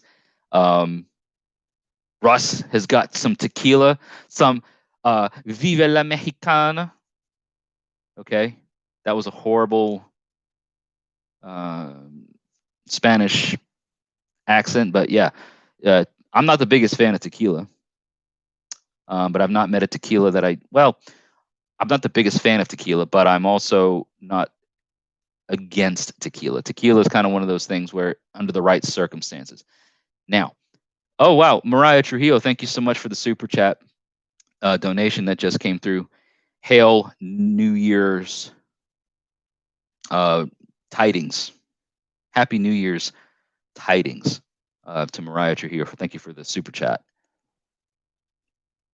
But as much of a fan of not that I am of, or as much of a like tequila is not my thing. I did experience something one time from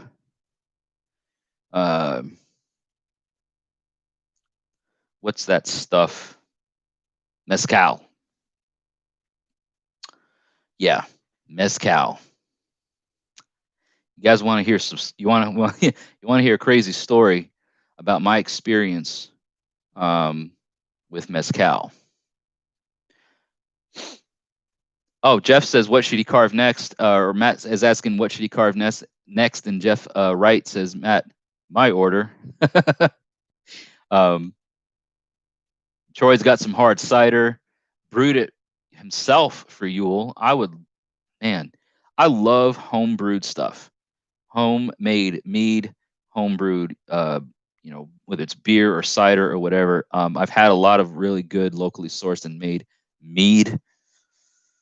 Haven't ever had a good home brewed cider, but that sounds delicious. Viking blood mead, Mariah Trujillo. Yule is coming up for our my tribe up here soon, so we're gonna be drinking a lot of mead coming into it. No story beginning with mezcal ever ends well. Well, let me tell you something, Troy. It didn't end well for me, but the story is rather interesting. Directed by Xander Jones is in the house saying Happy New Year, drinking Jack Daniels Sinatra Select, $200 a bottle. Big baller up in the house with the freaking premium Jack Daniels. Look at you. Enjoy. Um, so Patrick Walsh is on Bud Light. Oh, I thought you said you're on Bud right now. I thought lucky, right?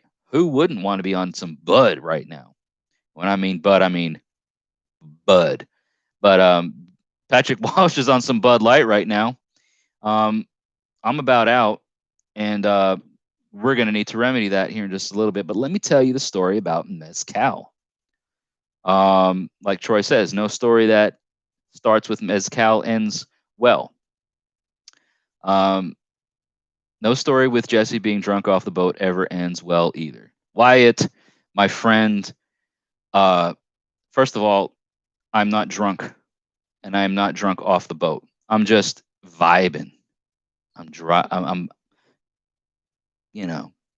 getting those New Year's vibes going right now. Loving the time that I'm spending with all of you, just chatting it up.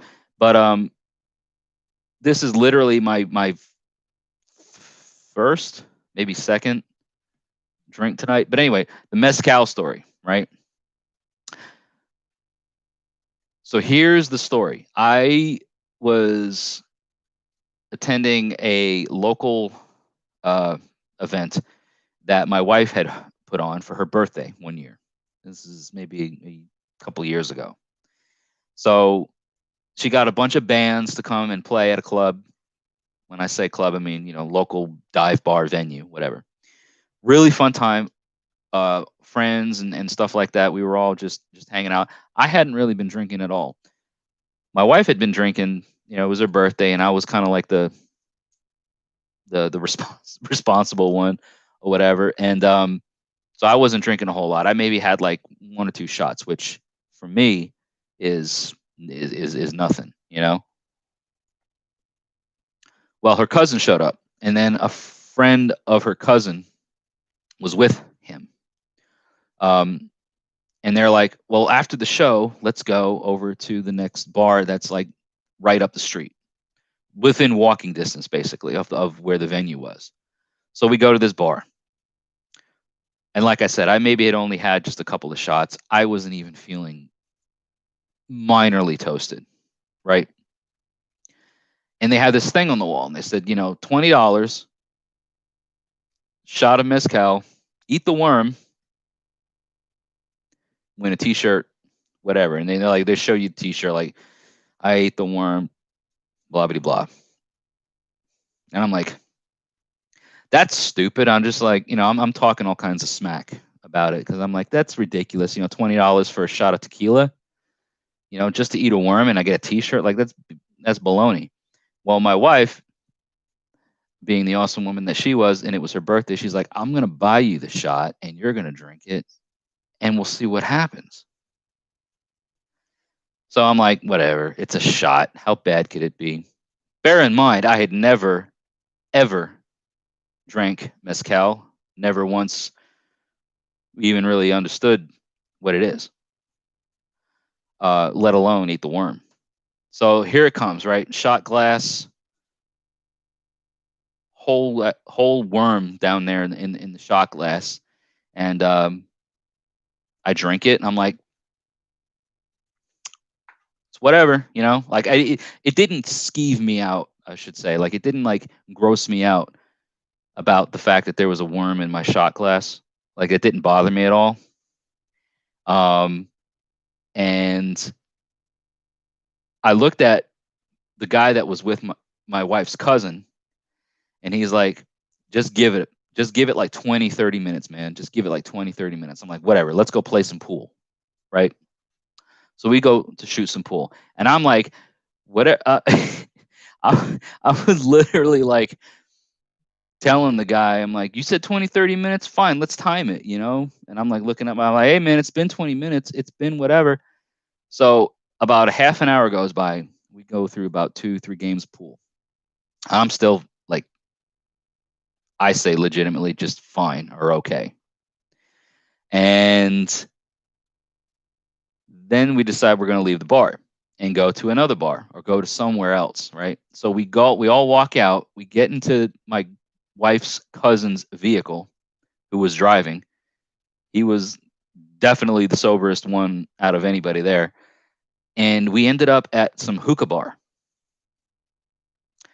All I know is that from the time we got to the hookah bar to the time I got home, I don't know. I have no idea legitimately what happened. I have some vague, like, smoky memories of certain things, but that one shot of mezcal had me sideways. And when I mean sideways, I mean literally, I could not sit up straight. I was like, this was me sitting up. Nope. I was like this. I was at the waist, just like bent over, unable to make any sense. Like I had some auditory senses, like I could hear things and see things, but it was mainly just like, I know I'm alive. I know there's some sort of music playing. I feel a beat. I feel a vibration, and I see things happening around me. But I was not here. Like, I was not with anything conscious that I could. I think we ended up at a Taco Bell. I can't say for sure. I think we ate like a Taco Bell or something and ended up at home. But like the next day, I'm like, so wasn't there like a T-shirt or something involved? Like, wasn't I supposed to get I still don't have the T-shirt. Like, I remember walking out of the bar with the T-shirt. Don't know what happened with it. I don't know if I brought it into the hookah bar and left it somewhere. I don't know if I dropped it on the floor outside. Um, I don't know. Yeah, yeah. So the story, the moral of the story is, don't trust the worm. And I will not. Let me put it this way: there would be a very specific set of circumstances required for me to want to relive that sort of experience. Very specific. And I'm not sure if I could ever get that specific to want to relive that experience, because, man,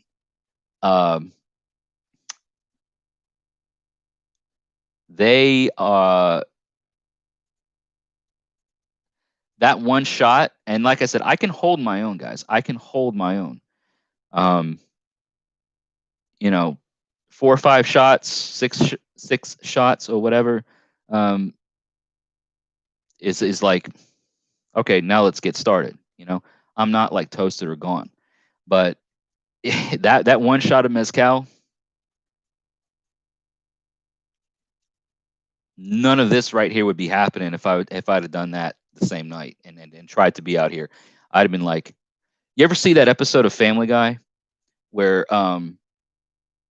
Peter watches the Ring, that video of The Ring, and he's on the floor all contorted, and he's like, that would be me. That would be me right now on mezcal if I tried to do anything coherent. So everybody's been commenting. Troy slowed your roll when it comes to drinking. Yeah, I'm not. I hold my own really well, but man, as I've gotten older and stuff like that, I'm like, I can hold my own, but I also know when I need to stop. Otherwise, I'm gonna have a bad day, a very bad day, the next day. Wyatt says, I don't mean to insult you. Pretty sure you were just tipsy. When, Wyatt? Now or then? Now, maybe. I mean, it is New Year's, like, let's just get down to brass tacks. If you've got a bunch of Coca-Cola and you want to just, start vibing on that sugar, bruh, like, you want to, like, start geeking out on high fructose corn syrup, then, man, just shotgun like 13 Coca-Colas, right? And you'll be straight. Am I tipsy right now? I don't know. That's a relative term, or an operative term. Tipsy. I can probably, my motor functions are all still there, right? Let's get my bearings straight. All still here. Worm time. A worm in the shot glass. Yeah, a worm in the shot glass. Yeah, it was good times. Whiskey made her see ghosts. Geeked out on HFCS. geeking out on that HFCS, man. Right? That's the new thing. It's 2021, right? It's time to start geeking out on uh you know, naturally occurring sugars and non-naturally occurring sugars and stuff. You know what this is? Can anybody tell me what this is right now? There's no wrong answer, but what am I holding in my hand right now? What is that?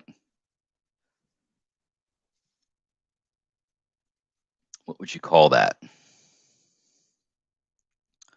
Speaking to Maccabee when I was saying that. You know, that's the cool thing. Why, like, I'm reading all the comments and I'm like, what are you talking about, man? Is that what, you know? And so Mariah says it's a good time. Apple juice glass says snaked.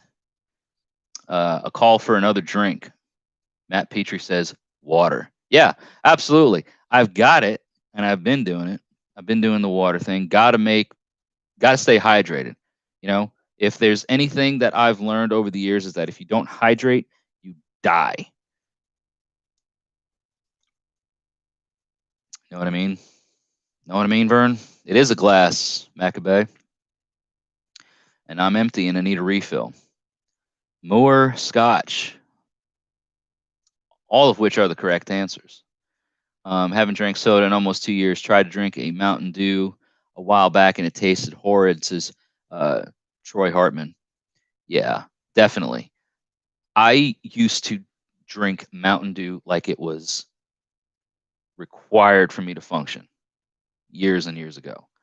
I used to, like I said before, I used to transport inmates. And I had one of these like gigantic thermoses.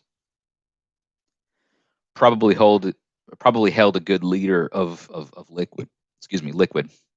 And I would go into these like truck stops and I would just bring my jug in there, fill it up with ice, and go to the fountain and like Code Red Mountain Dew was my thing.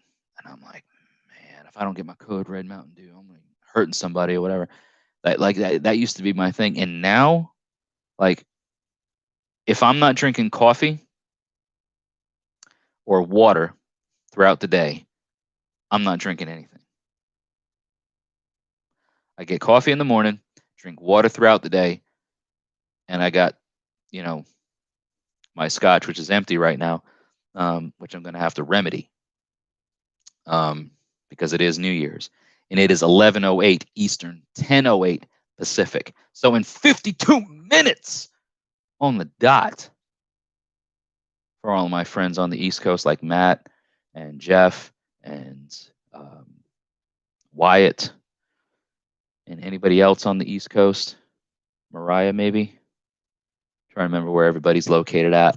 It's almost New Year's. So Maccabee is on the Pacific West Coast or in the Pacific time zone.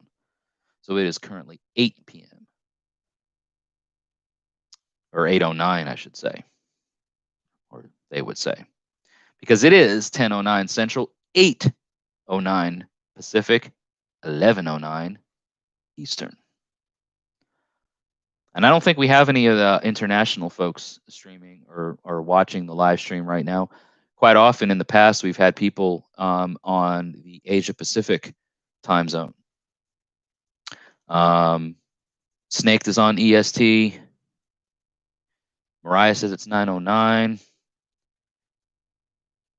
Still that time to go on Mountain Time. Yeah, Mountain Time in Pacific time. If I was to go off Pacific time, I've got to ride this dragon out for the next 4 hours, bro. Well, nearly 4 hours. Tell you how the new year starts. Patrick was on the Midwest. Yes, so Patrick is in the Midwest Central time zone, same as me here. 10:10 wins. Wyatt says Norse people believe that food poisoning happened because they ingested little snakes hid in the food. Think I know what the little worm was. If this is the case, it pulled a sneaky on you. Well, listen, it wasn't necessarily bad.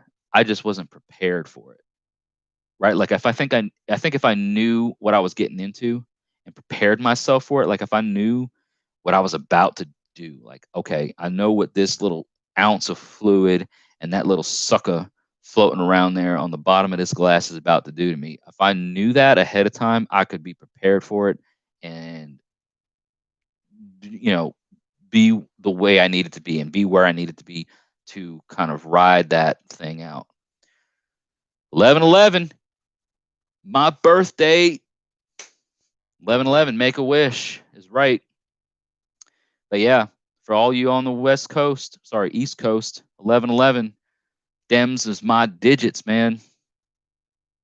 11/11 is when I was born, November 11th. Yep. But uh, the worm thing, like that was, it was a mind altering experience because what is mezcal? It's a tequila, but there's mescaline, and mescaline is a chemical that is hallucinogenic. So what I was experiencing was a trip. I was tripping balls, man. Like legitimately tripping balls off of one shot of what I thought was just, oh, it's just tequila with a worm in it. No, mezcal, mescaline. That's what I didn't know. And I feel like if I had known that ahead of time and knew and understood what it was I was getting into ahead of time beforehand, I would have been golden. I would have been not feeling as bad as I was feeling because that experience, like I was geeking out in a bad way, right? I didn't know where I was per se. I didn't know up from down. I was just like kind of there, but not really having a sense of where there was. It was it was a wild night. Um, Maccabee says, FYI, mixing mushrooms and absinthe is a challenge too. Um, Tell me more. Tell me more. Tell me more. Did you mix them yourself? Grease. Stupid reference. But that sounds interesting because I've not experienced absinthe, true absinthe. That's something that I want to do before I kick the bucket at some point in my life. Nor have I tried the other. Wish for the knowledge of a deity. Which deity do you wish to have the knowledge of? You want to have the knowledge of a deity? Do you want to have knowledge of a specific deity, or do you want to have the knowledge that reflects the knowledge that a certain deity possesses? Because your words could be interpreted as meaning one of two different things. Um, yeah, be careful what you wish for. That's a rabbit hole you might regret going down, like Troy Hartman says. On that note, I'm going to just briefly step away and step out of frame to um, get some. Well, I've got water here. I've got plenty of water. I'm going to refill my glass because, like I said, for all of you on the East Coast, I definitely want to toast to the new year. So um, on that note, give me just like 2 minutes tops. I'm going to step out of frame, and I will be back with a refill, and we will continue the conversation as soon as I return. So you guys stick with it, keep it chatting it up, and I will be right back as soon as I can. All right, talk to you in a minute.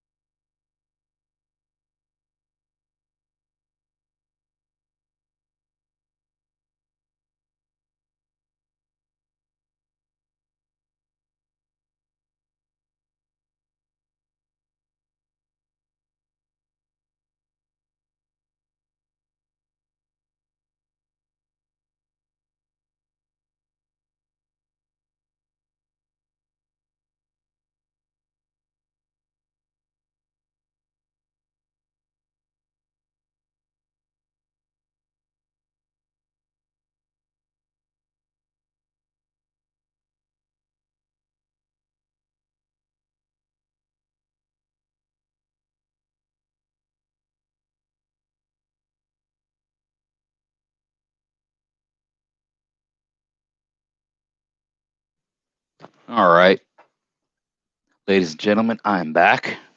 Sorry for the brief interruption.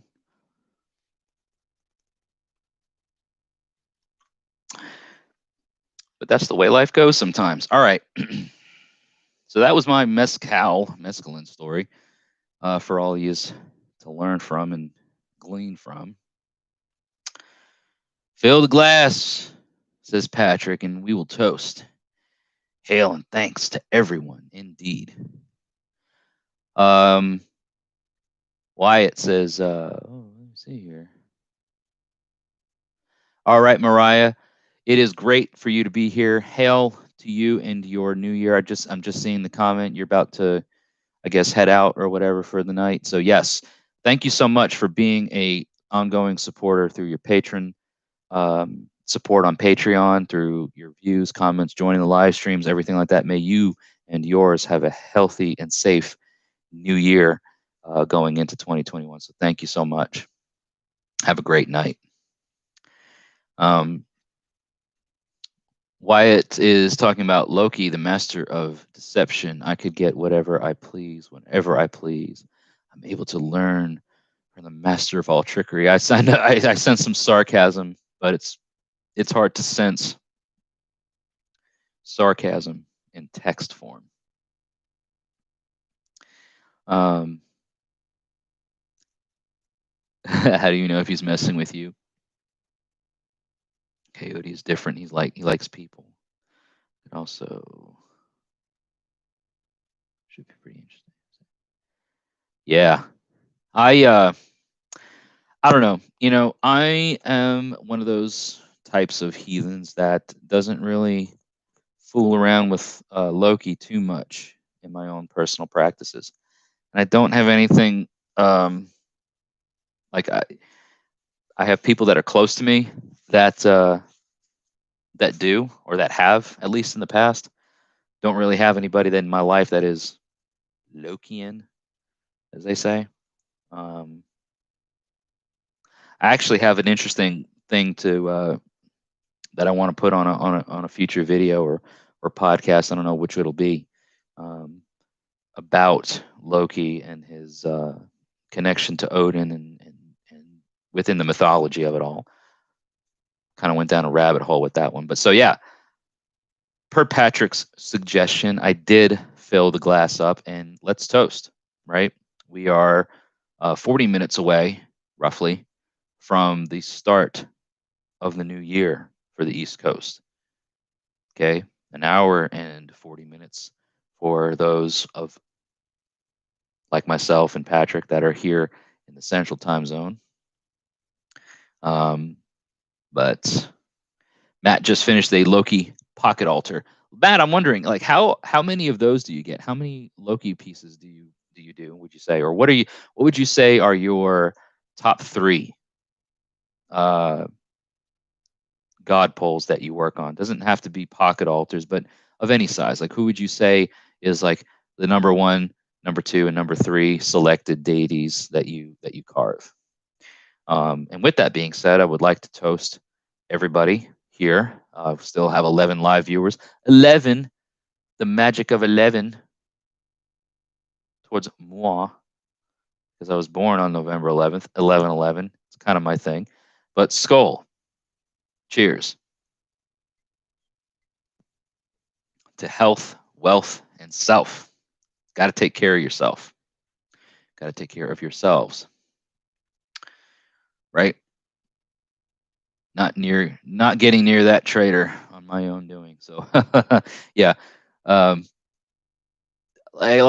I've said, my view of Loki up to this point, at least, without delving deeper into some of the mythology and some things that I've been sort of tossing around in my head and my brain space here lately, has, like I said, he's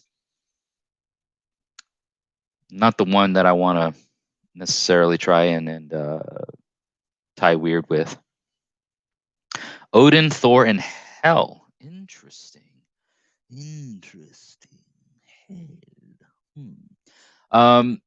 That's really awesome. I would expect Odin as being a very popular request. Thor doesn't surprise me either. But Hell as the third is uh, a very interesting twist. I wouldn't have, I guess, if I were to have said anything, if I were to have, picked my top three for Matt to be carving, deities, I would say definitely Odin and Thor, and then the third I would probably have pegged for, I don't know, Freya. Freya is the third one that comes to my mind as being the most popular one, uh, top three. So it's interesting that Hell is the third or one of the top three more popular carvings that you do. 11 seems to be the number of the day, maybe the number of the year. Who knows? Hail Thor, Odin, and all the gods, and all of you, says Patrick Walsh. Walsh. Walsh. Walsh. Like Sean Connery. Sean Connery. May he rest in peace. And I feel like if I were to say that in Sean Connery's face, I think he would laugh. I like to think that Sean Connery has a good sense of humor.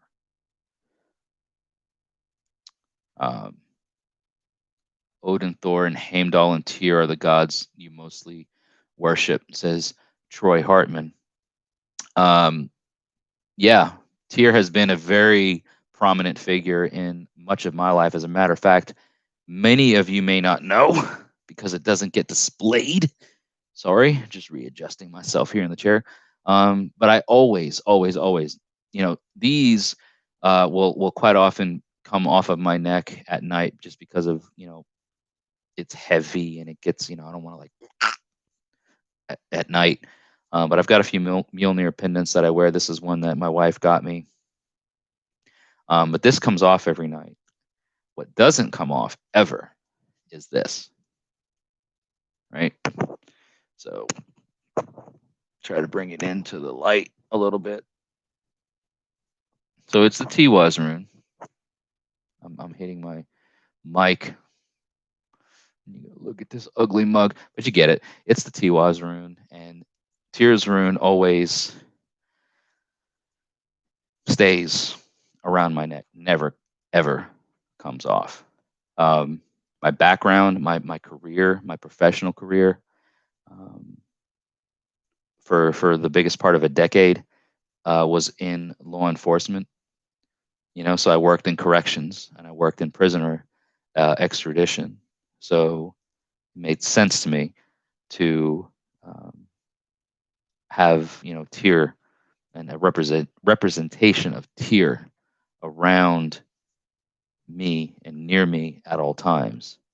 For those that have been with me since the formation of this channel, may have remembered a period of time where I was physically attacked in many different ways on this channel. I was swatted. Don't know if any of you that are watching right now remember that, but I invoked and I called upon Tyr during that time, and since it happened, there has not been an issue, I should say. Mekabe, it says, is it copper? It's actually not. So the pendant itself came silver, and it's just been, it looks copper now under the lighting, and in reality it does, but it's I'm just going to say it's a cheap replica of something. So the silver lining, the silver surface or whatever, because of my skin and because of the water and because it never literally leaves my skin, has changed its color. But I like it. I like the way that it looks now. It's become part of me. So it's not truly literally copper, at least not that I can determine, but it has sort of adopted that's own style. Swatting is vile, Maccabee designs, and I've been the victim of swatting twice on this channel. After the second time, I invoked Tyr and made very strong efforts to towards corrective action to see what could be done to correct this. And fortunately, since then, nothing of any sort of nefarious nature or devious attempts to compromise my safety and the safety of my inner has been made.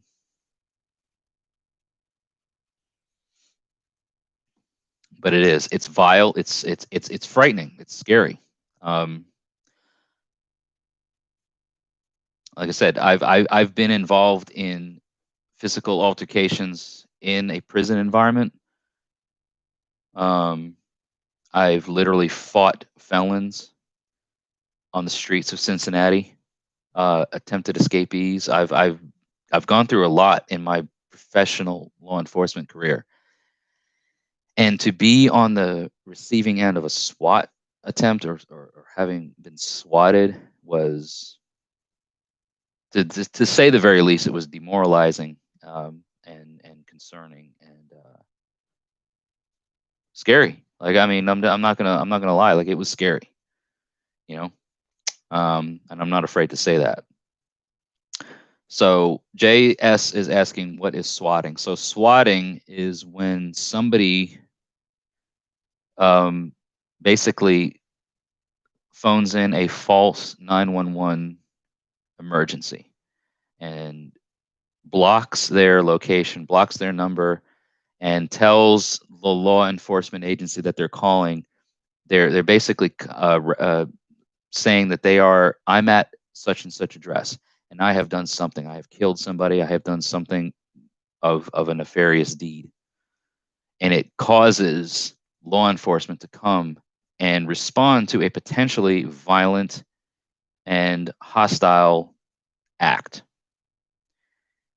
So the results of swatting will usually include police officers forcing entry into a residence with weapons drawn and a very clear and strong directives to the resident to submit, put your hands behind your back, get down on the ground, do all this kind of stuff, right?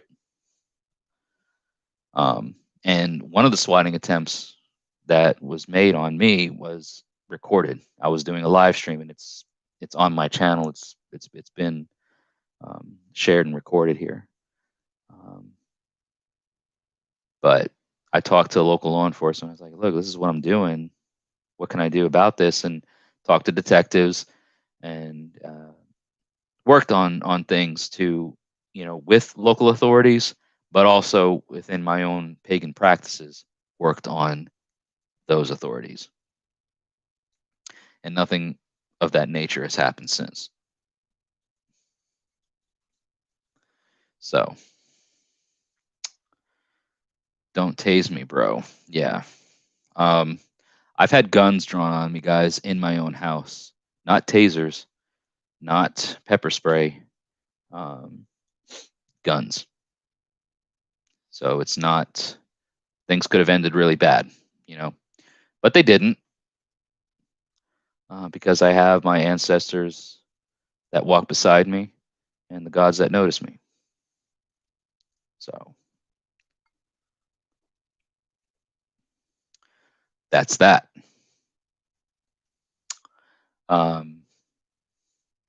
Wyatt says Odin is his main god and devotes to knowledge, but slowly losing my mind in the process. Well, that's Odin for you.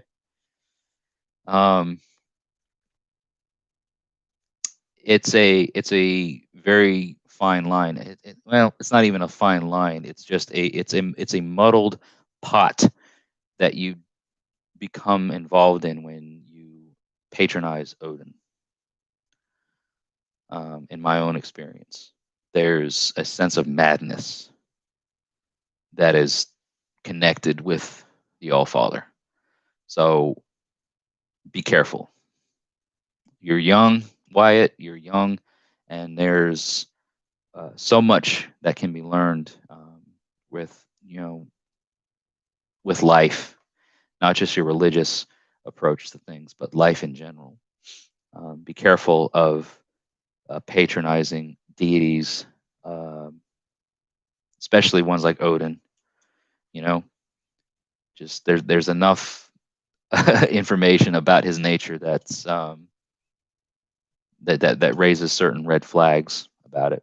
Plenty to learn, plenty to glean from. He's probably one of the most documented, um, deities in our sources that we have about how he is, who he is, whatever. So just be cautious. That's all I would say. Um, Troy says he remembers that live stream and you were a subscriber tuning in for the first time. So I know Troy has been with with me here and on this channel for a very long time. When I say very, I mean like the channel is only a couple of years old, going into 3 years old here in the spring of 2021. But Troy was there, and Troy remembers, and it was dicey, man. Like it was nuts. Yeah. But glad that you're still here, and glad that you've remained on and continued to be such a strong supporter. Because it's because of folks like you and everybody else that's tuning in and watching and here on the live stream right now. It's because of folks like you that I'm still doing this. That something like that didn't stop me from doing it. You know what I mean? Um, Part and parcel. Let's see. You know that nothing matters. The universe is yours, but it um, will try to knock you off every turn with depression and insanity. Rick Sanchez. There's no lie in that. You know, there's a reason I think that there's some admonition or warning, if you will, in the Havamal about it's everything in moderation. It's better to be little wise and not too wise. And there's admonitions in the Havamal even that guard you and warn you against knowing too much. You know, it can drive you into madness, which is not a good thing. It's not beneficial.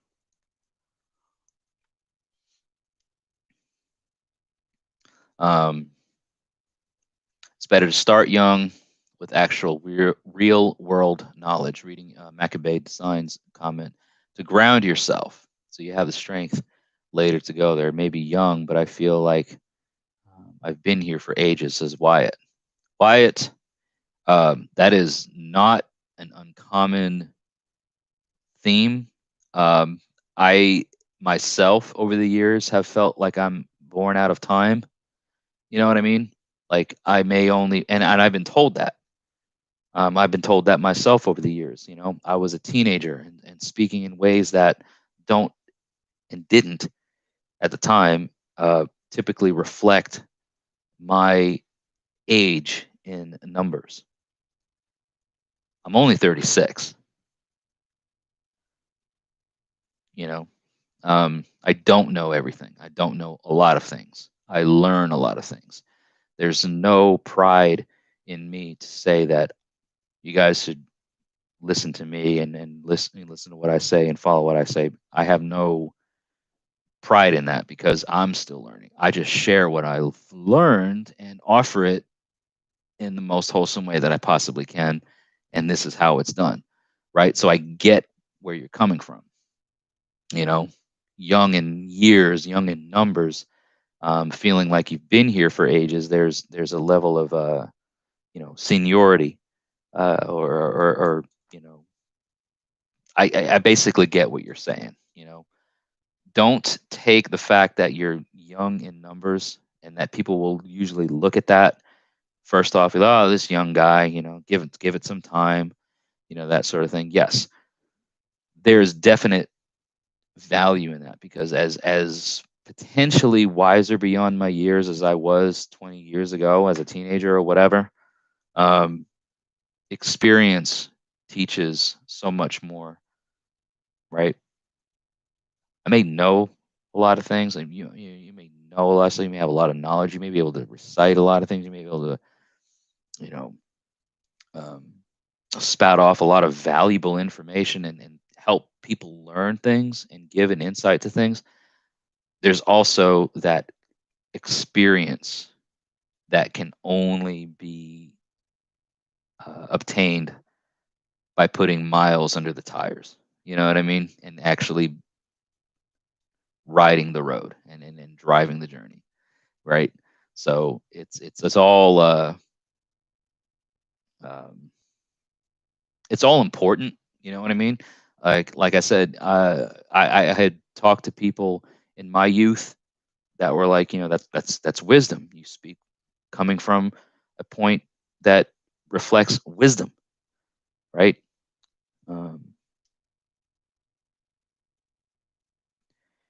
in time and over the years, and as the miles get added, you know, to your journey, um, that wisdom only becomes further validated. I feel, you know, because wisdom will keep you alive for that length of time. Wisdom will carry with you into your um, maturity, and as you grow as a human, and as you grow as a person.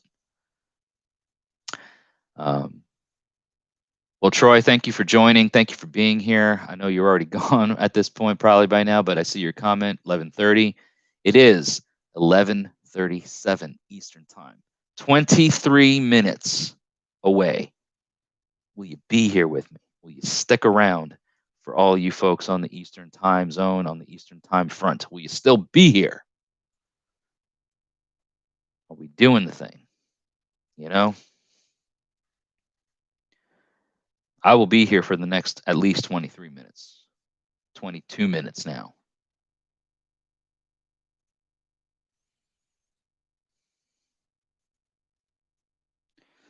But, you know, I like you, Wyatt. I do. I hope that there's enough time for the both of us to be able to get to know each other and maybe collaborate and talk and stuff like that. Because the future of heathenry, the future of um, our community, lies within our youth. Guys, um, none of us are getting any younger, and those of us that are getting older to the point of, at some point, this physical shell will expire, and the youth that we connect with, right? It's like, to me, it's like it's yera, right? That cyclical growth that takes place. When one thing dies, something else. When I say die, I mean when one thing is expired, the other thing comes into existence. There's a new growth that like replaces or fills in that gap. And when I say yera, I'm talking about the rune yera. Um, who we got going on here? Thank you, Patrick. Thank you for the kind comments. Jeff says glad we'll be glad when this year is over. Jeff Wright, cool, Jeff. In case I miss it, I'm going to put my email address in the comment section.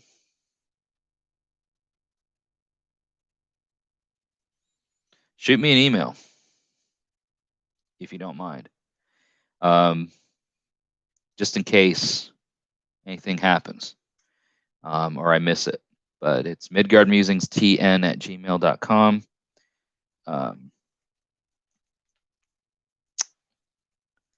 So what I was saying before, about Yera, there it is. First First draw, first pull, first handful. Let's see how we're going to do this.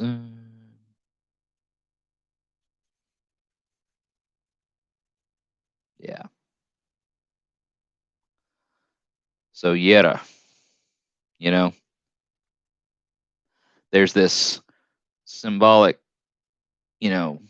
combination of things. There's this, it's cyclical.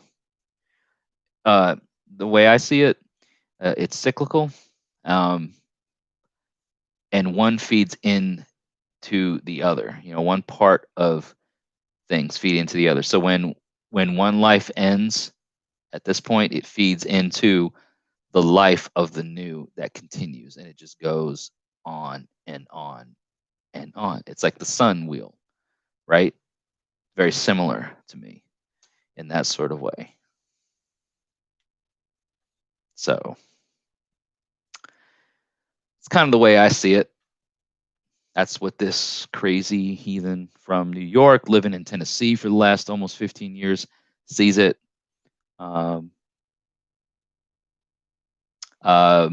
Matt Petrie says Ivy keeps asking if she can help with the video with you again. That was precious, man. That was absolutely precious. Maccabee says like the symbol of the hurricane.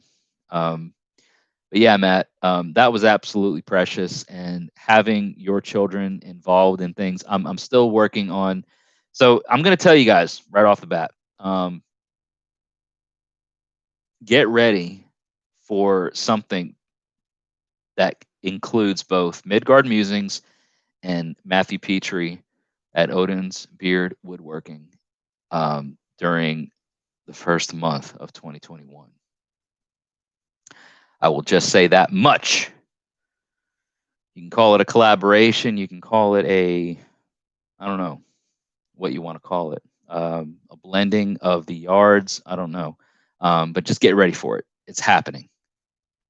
The pieces are set and things are in motion that cannot be undone. Ooh. No, but it's happening. There's going to be something coming out. I've alluded to it. That announcement will be coming out on January 5th. So you all have that to look forward to. But yes, Maccabee, like you said, like the symbol of the hurricane, there's this chaos that exists outside. There's this constant storm, and then that inside it's so tightly formed, it's like there's that containment within. In the eye of the storm lies the grounding, the calm, and the strength. There's a brief pause in between all the chaos that surrounds that allows you to kind of recenter and refocus, right?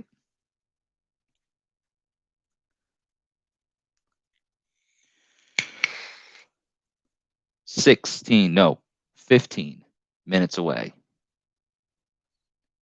For those of our friends watching and streaming live, Midgard Musings for the East Coast is about to hit 2021 in 15 minutes. Are you going to be here? Are you hanging on? Are you staying strong? Are you with me? Aaron Kenway, Happy New Year's to you. Just saw your live comment. So thank you for tuning in and watching the live stream here on Midgard Musings, the final live stream of 2020. The coup de grace, if you want to call it that,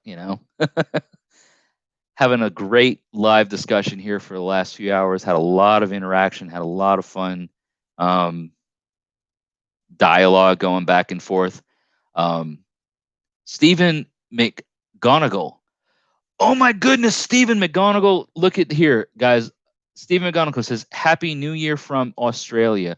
Stephen McGonigal, I'm going to just say thank you so much for commenting live right now, because to my knowledge, you are the first person that is not in the northern hemisphere time zone of things. It is still, for many people, 12 minutes away from the new year. For me, it's an hour and 12 minutes. You are already in 2021, so you're speaking to us from the future. So hail and welcome Stephen McGonigal from Australia in the Asia Pacific region, who is speaking to us from the beyond, from the future, if you will. Um, I don't know. It's New Year's Eve here on the northern continent, northern hemisphere, northern continent, North American continent. At least it's still New Year's Eve. It is still December 31st. I know for Stephen McGonigal in Australia, it's already 2021. So speaking to us from the great beyond, from the great future. How's it looking over there in Australia? Skull, indeed, Aaron. Does feel good. Wyatt says, I hope he doesn't feel too prideful or full of myself when I talk about myself. No, you don't. Nah, not at all.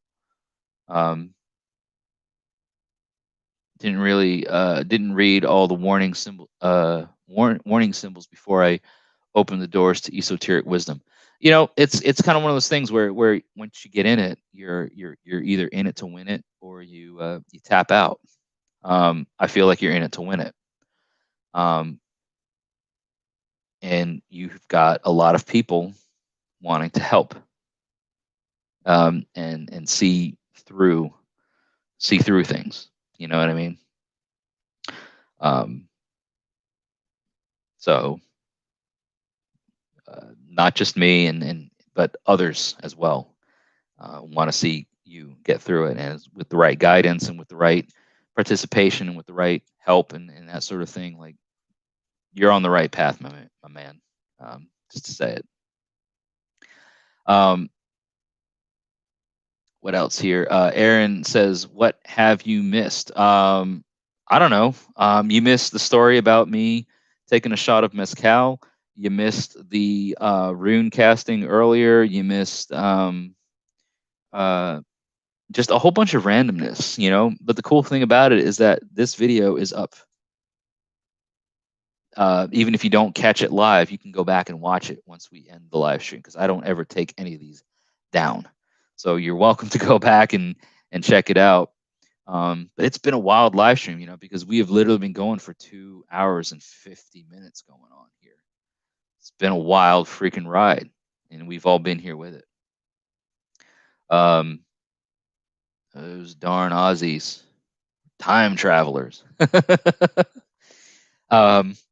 Had a couple really great folks from that region join these live streams before. Unfortunately, I don't think they were here with us tonight, but I've had some really good inclusion from folks in Europe. We used to have somebody come on here from, I think, Ireland and the UK, and then Australia, which just, it blows my mind that I'm like sitting here talking during this time and talking to people who are like almost a day ahead of me. I used to talk to this guy pretty regularly from Australia, and he would call me drunk at like 6 o'clock in the morning, my time. And I'm like, why are you calling me at 6 a.m.? He's like, what are you talking about, mate? It's not 6 a.m. And it's like 7 o'clock in the evening or whatever the next day. And I'm like, oh, yeah, you're in Australia. So it was, it's always fun. It's always awesome. Aaron says, finally got your first rune set for Christmas. Cool. Well, where did you get your rune set? What was it made out of? Midgard Musings over here. I make rune sets as well. I do birchwood and driftwood rune sets. That's exciting to get your first rune set. My first rune set was gifted to me from a close friend of my wife's. So it's always exciting to get your first rune set. Like, I worked so many things and did so many things with my first rune set before making my own and making so many others rune set. So it's exciting. It's a fascinating uh, experience to have that. 9 minutes away for you on the East Coast, Matt Petrie and everybody on the East Coast. 9 minutes away from New Year. Aaron is in South Carolina, so great. You're on the East Coast too. Tiger's Eye. Okay. So Tiger's Eye Stone. Cool. Hope those rune sets are working well for you. Hope you're enjoying them and learning as much as you can about rune magic, divination, that sort of thing.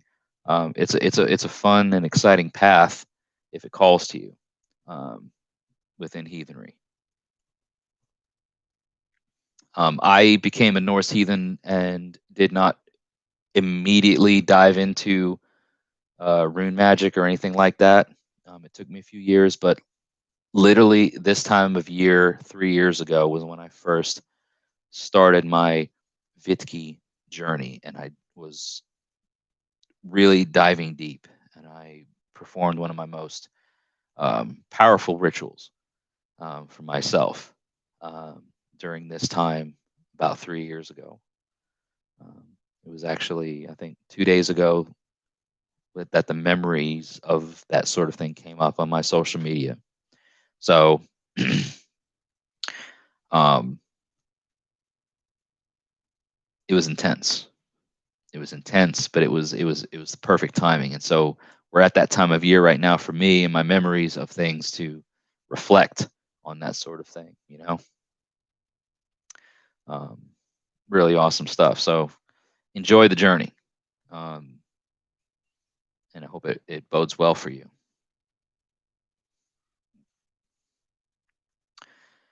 Patrick Walsh is counting down the time.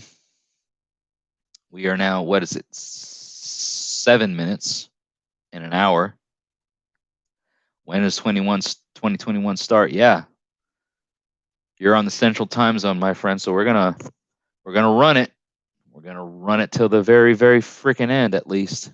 For those that are here on the Central Time Zone. Matt Petrie says this is the first full moon that didn't make a rune set. Yeah, that's been a big thing with Odin's Beard woodworking, is to make rune sets during the full moon cycles. But I love what you're doing with your rune cards, or the things that you're sending out to people and or offering for purchase through your website, with the rune cards and things like that, and getting rune set makers involved. I know I'm included in that. Midgard Musings is included in that. Matt Petrie has a Midgard Musings, actually 2 Midgard Musings rune sets being sent out to him, 1 birch and 1 driftwood. So it's an honor and a pleasure to be involved with that. Thank you, Patrick. It says, "Hail Midgard Musings and Odin's Beard Woodworking. Grateful I met you." Well, we're grateful to have you here, my man. You're one of the biggest supporters, and it's great to have you here. So thank you so much. JS is asking, what are some good sources for learning about rituals and the like? That's a it's a loaded question that has an even more loaded answer. So when you're talking about sources or books, learning about rituals, right? What kind of ritual are you trying to, I guess, learn, right? Because there's a lot of information that's out there for like non-specific Germanic practices, but like in terms of how bloat is done or what bloat means, right? I think my dogs are just raising a little bit of Cain because of fireworks because it's about to be New Year's. So they hear some explosions and things like that, and they're getting a little bit antsy. But so when it comes to like how rituals are done, like I've put out a video here as far as like how to perform a basic heathen ritual, which would give you some of the instruments, some of the things that you would need to perform a basic heathen ritual. The bloat tane, the bloat bowl, um, creating sacred space, that sort of thing. But it really ultimately boils down to your own approach to things, what and the intent behind it. I say a lot here, not just on the channel, but on my podcast, the reason why. And we are 3 minutes away, ladies and gentlemen, from the East Coast of hitting the new year, 2021. 3 minutes away. Right? So Aaron, Matt, anybody else on the West Coast or East Coast that's watching right now, get your glasses ready, get your horns ready, get it ready to toast the new year. We're 3 minutes away.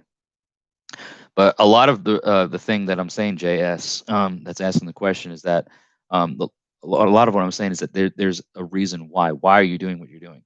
The intent behind it, the nature behind it is important, more important than what you do, right? So when you're asking, what do I do about ritual, or what do I do about this or that, there has to be an understanding or a reason why.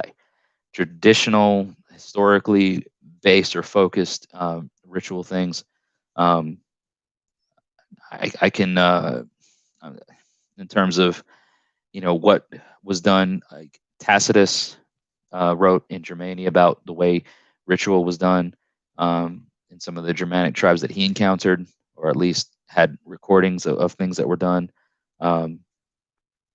But stay tuned to the channel, because a lot of what I do here on this channel is to try to educate and bring information to people about, okay, well, here's, some sources that you can draw from, but here's, some things that I'm, taking from those sources, and then, offering my own insight on it, so it's not like I'm the awesome Pope of heathenry, or I'm not the ultimate authority, but like, here's what I'm taking from and gleaning from, and here's where you can, kind of take your approach. The ritual video was Patrick Walsh's first video, and share it all the time. Awesome. Very glad that the topic did come up. So we are now here, actually less than 1 minute away, ladies and gentlemen, on the East Coast. I will give you all a countdown, okay, at the 10-second mark. All right, so get ready. Here we go. Everybody on the East Coast. All right. I will give you 10-second mark in 10 seconds. All right. I'm ready to toast everybody on the East Coast to start the new year. So raise your glasses, raise your bottles of drink. 10, 9, 8, 7, 6, 5, 4, 3, 2, 1. Happy New Year, East Coast, North America, the Northern Hemisphere. Happy New Year 2021. Yes. You made it. You're here. And we made it together. All right. So happy New Year to Wyatt and Matt and Aaron and anybody else that I may have missed that's still watching live here on Midgard Musings. You were here for the introduction of 2021. And since so much of my family is on the East Coast, my mom and my dad and my sister, I need to send a text. Yes, Happy New Year, Wyatt Coverdale. Happy New Year, Aaron and Wyatt and Matt and Patrick, who said Happy New Year. Matt's busily carving as he does. Give me just a minute here, everybody, because I want to make sure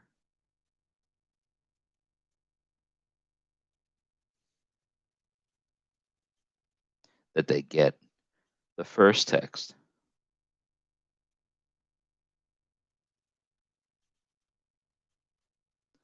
Also, my sister and brother-in-law, because they're in New York as well. So make sure that anybody that you're trying to, send well wishes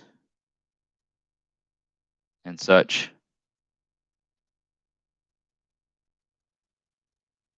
go ahead and do so. All right, so that's done. Sending. Just send. There we go. Boom. All right. So here we are. An hour to go. Less than an hour to go. 58 minutes. Are you with me? 3 hours live stream. Are we going to go for 4? Well, we got to, because I'm in the central time zone, and it's still 11 o'clock for me here, and Patrick and anybody else in the Pacific or central time zone. Yes, absolutely. To a beautiful new year, like Wyatt Coverdale says. Wyatt says, I'm so glad that you got to spend the first minute of the best year on earth with your favorite people. Don't know what I ever would have done without you guys by your side. So to all of you, skull and blessed. Wyatt, that's beautiful. And to have you here, at this hour, I raise my glass and toast to Wyatt. That's tremendous. And to know that there's, impact, that level of impact has been met or given or received or whatever. Like, I don't know. It's tremendous. It's beautiful. And I think it's amazing that we can all be here to share in this together. So I raise my drink to Wyatt and I toast and say, Happy New Year. And may your ancestors smile on you in the coming year. And may your journey continue to be filled with victories going forward. So yeah, that's awesome. Virtual hugs to us all, says Patrick. Yeah. Still in double digits with 10 live viewers wherever you are viewing from. We still, to my knowledge, at least, had or have somebody from Australia. Aaron says it's starting to get into wood burning. Zach Mintz, Happy New Year. Yes, 2021 is coming, you guys. We're here. We're there. We're everywhere, right? Midgard Musings is streaming live, heading into the new year, giving all our best wishes. And, it's what we do. I say, oh, what the heck was I looking for? Oh, I know what I was looking for. It's rude of me to put my arm in front of the camera, but I was like, look at these things. Well, there goes one of them. I don't know. I'll look for it later. Junior mints. These are Halloween edition. Spooky mints and pure chocolates. Limited edition with black and orange centers. They're minty things. But it's candy. It's candy. You try to tell me that I can't eat candy at any given time of the year? Look, boy. Look here, bruh. You can't tell me I can't snap into one of these bad boys. That was unattractive, but no. That's also unattractive. What is it? It's just an orange minty center. It reminds me of the York peppermint patty thing. Y'all know what I'm talking about. Something fell on the ground and I don't know where it went. We'll look at it. I'm rolling over my sleeves. That sounds like the lyrics of a Tool song. I'm rolling over my sleeves. Or Nine Inch Nails or something. Does that make any sense to you? Because it doesn't to me. Why would Tool or Nine Inch Nails be singing about rolling over sleeves? What the frick is even going on here? Who knows? It's Midgard Musings. You never know. So some sort of mint fell, a junior mint fell, and you guys were witness to it. And I don't know where that sucker went. So, oh well, I'll figure it out later. In the meantime, let's consume a few more junior mints, shall we? And when I say few, by that I mean 4. There it goes. Oh, I caught it.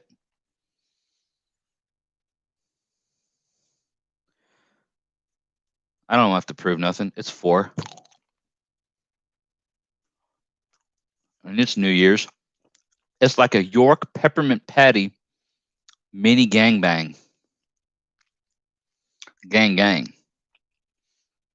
What I said was gang gang, which is code for it's awesome. Okay. York peppermint patty gang gang.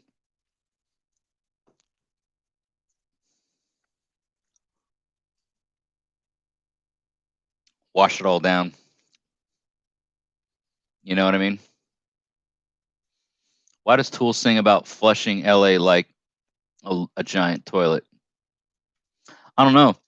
I don't know why Tool does it. I've never seen Tool live in concert, but I've seen Pussifer, which is one of Maynard's like 67 different musical projects. And when I say 67, I mean 3, because to my knowledge, he's involved with Tool, Pussifer, and A Perfect Circle. Never seen any of the other musical projects except for Pussifer, which is its own interesting live experience. But I don't know why. And I've actually been to the Vineyard, not the Vineyard, but the wine store, Caduceus Cellars or whatever it is in Arizona. Let me tell you something. Traveling up the mountain to get to that is an ordeal. You know, how does Scotch go with junior mints? I don't know. Let me answer that for you. Maccabee Designs. Let's just give it a go. I think it's going to go well because it's dark chocolate mint and Scotch. So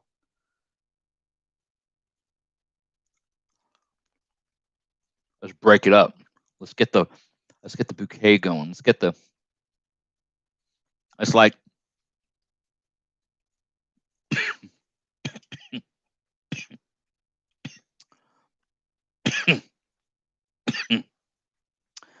it's like the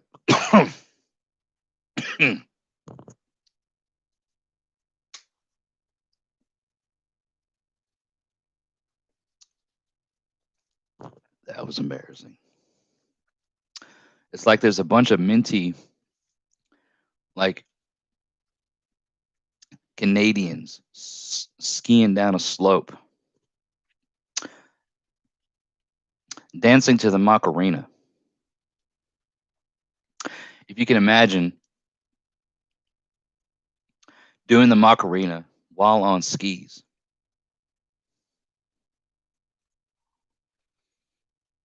In a kilt. So you're in a kilt, skiing,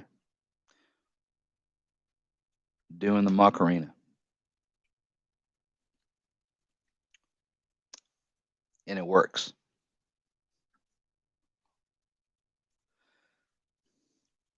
It works. The richness of the cough, that was a rookie move. I think I handled it well. You guys can be the judge, but I think I handled it well.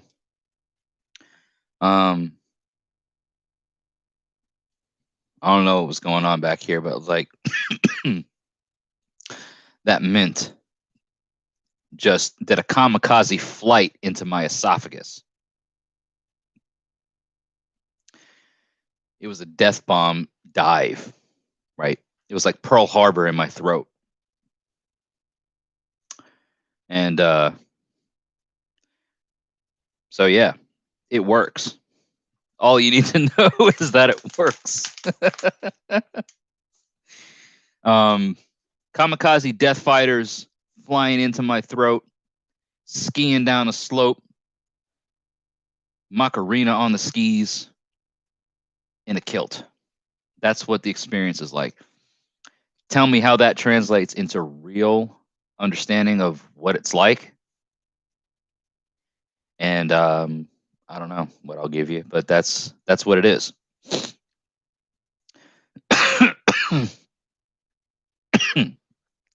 Maccabee is saying, is that the sort of orange juice toothpaste bouquet?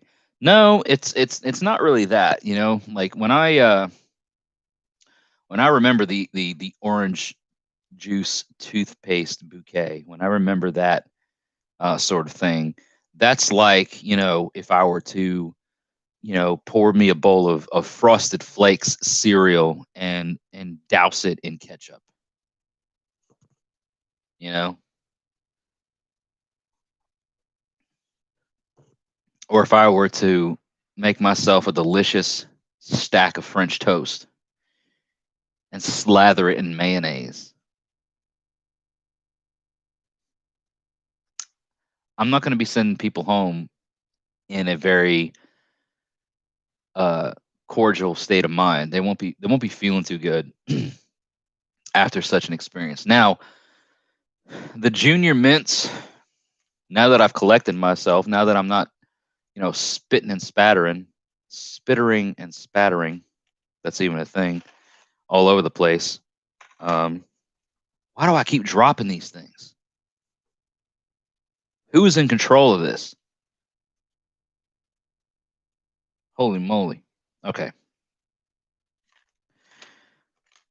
Let's do this again. Let's start this over. Back to the beginning. We got 2. It's chocolatey, rich mint with the scotch. Now, this is like, let's just be real. This is right here, as far as scotches go, bottom shelf. It's a blended scotch. It's very mild, sweet, earthy.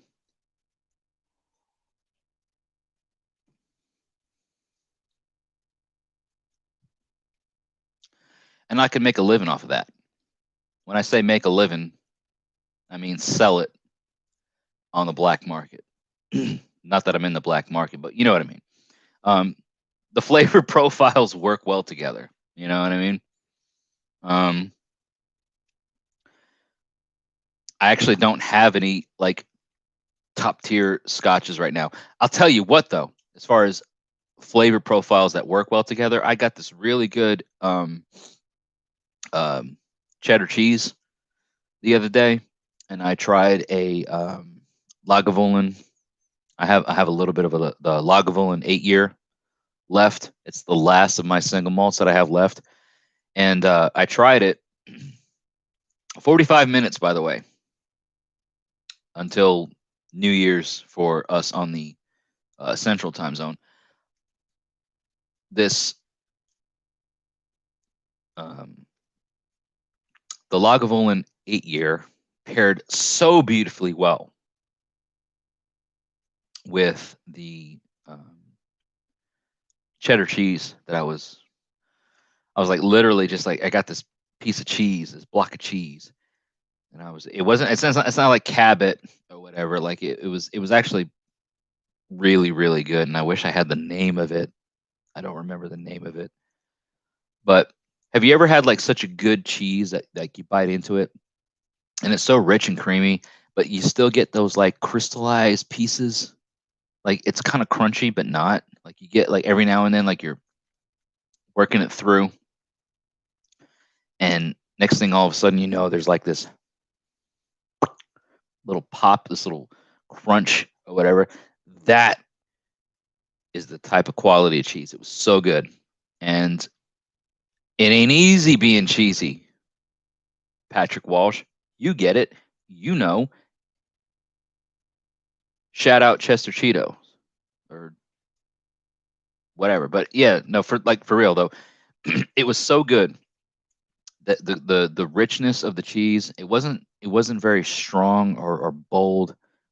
Um, it was creamy, and there was this like boldness to it, but on the kind of on the back end, and then the smokiness from the Lagavulin 8 year um paired so well with it, and it was a marriage of flavors,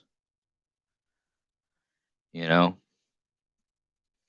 Still on your Bud Light number 10, Patrick Walsh. Well, Bud Light number 10, Scotch number whatever, because numbers are irrelevant.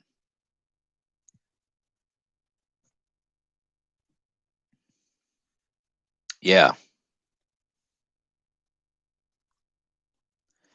Wyatt Coverdale says, Jesse, Matthew, and everyone else here, you are like a second family to you. So to all of your brothers and sisters, I hail.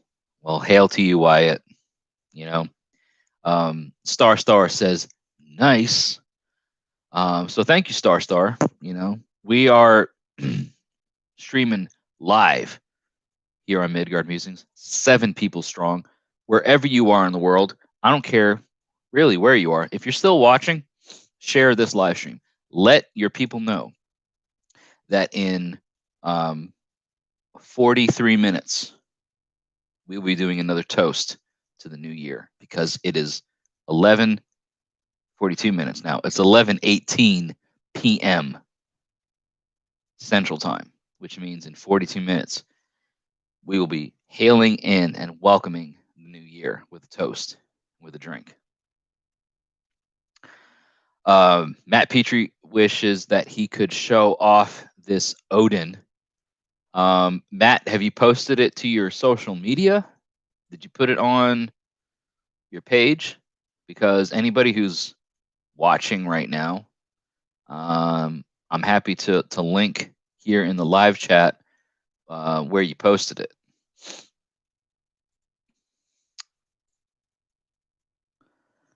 So if you have a link, I will include it. Yes, hail indeed. Let me yeah.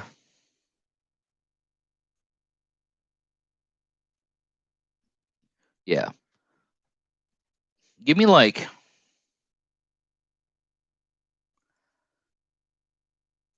2 minutes. Give me 2 minutes, because I need to take a quick restroom break, and I'm going to bring back the Odin net I got from Matt. It's a 5 to 6 inch tall Odin. So hang tight. 10 live viewers back in the double digits, baby, for the Midgard Musings New Year's Eve bash.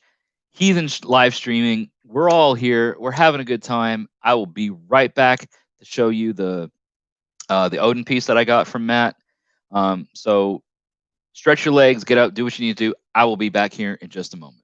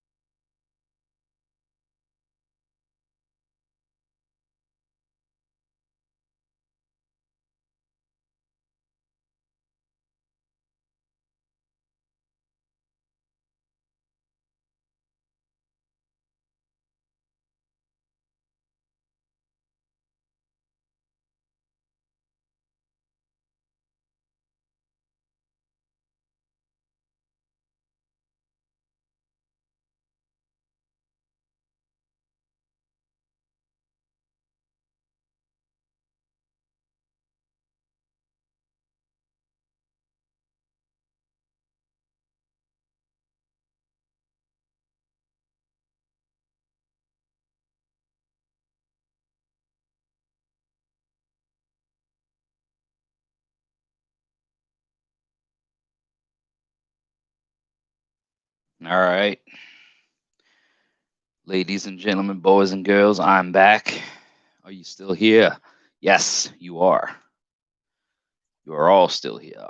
So let me show you my Odin piece that I got from Matt.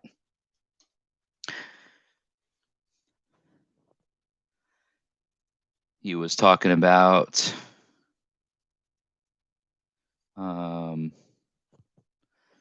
a recent Odin piece that he carved. So this is the about 5-6 inches tall. You know.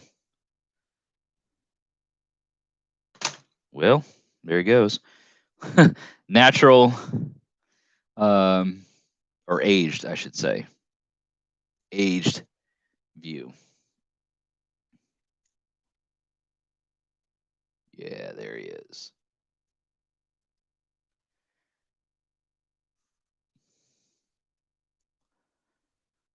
This is my Odin piece from Matt that is usually on my altar. So I just brought him over to show you. He'll go back over there in a minute.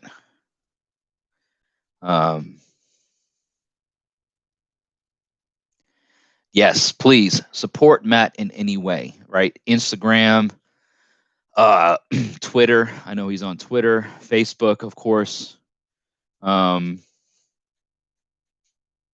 website is back up and running. So whatever you want to get, I had to pick up my water bottle cap from him. You're going to order from him on the website.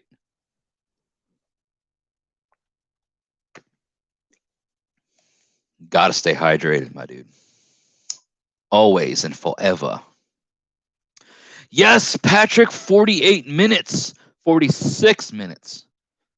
It is 11:24. All right. It is down to the minutes, ladies and gentlemen, boys and girls. If you are so inclined and you want to check out anything that Midgard Musing has to offer, as far as merchandise, anything, the Linktree link that I just posted, please check it out. If you want to donate monetarily to the channel, you can do so in a multitude of ways. You can buy merchandise through Teesprings, which means you get cool Midgard Musings branded merchandise sent to you, quality stuff. You can get it through Teesprings. You can subscribe to the channel, which is free. You can follow me on Twitter, which is free. You can like and follow the Facebook page, which is free. If you want to become a patron on Patreon, there are a $1, $5, and $10 tier levels of support here on Patreon. You can also send donations through Super Chat. You can send donations through PayPal. You can buy me a coffee through the Ko-Fi app. Everything is in the Linktree link that I just posted in the live stream section or whatever. So, check it out. We're all here. We're hanging out. We're getting down to the, as they say, nitty gritty. Nitty gritty. You know what I mean?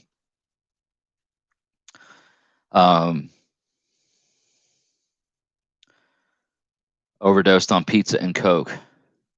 That sounds like something else, but get what you were talking about when you said you were vibing. Now this is vibing.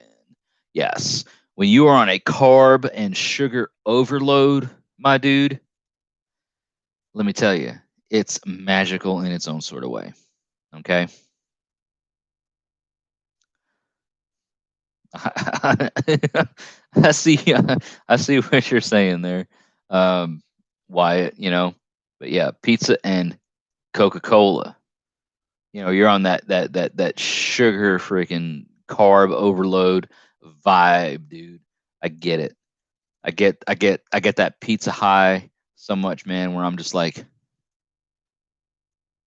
it's just kind of the way life is at sometimes, you know what I mean?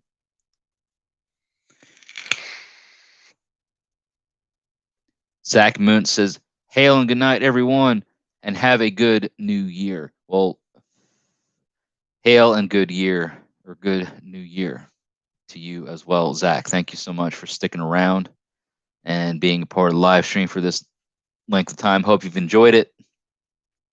Hope you've gotten some benefit from it. I sent a text to my mother and my father about, Happy New Year's, and my dad said, Happy New Year. So I'm going to say Happy,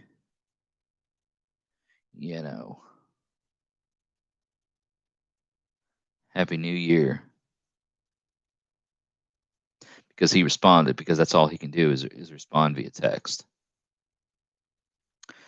My sister and her husband sent pictures and said, Happy New Year, and they both got masks on, which is awesome. So shout out to my sister and brother-in-law in New York, which, by the way, for those that don't know, my sister is pregnant with my niece or nephew.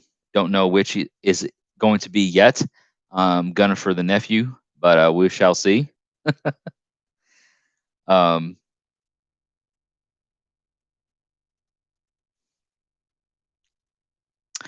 Yeah, awesome stuff, man.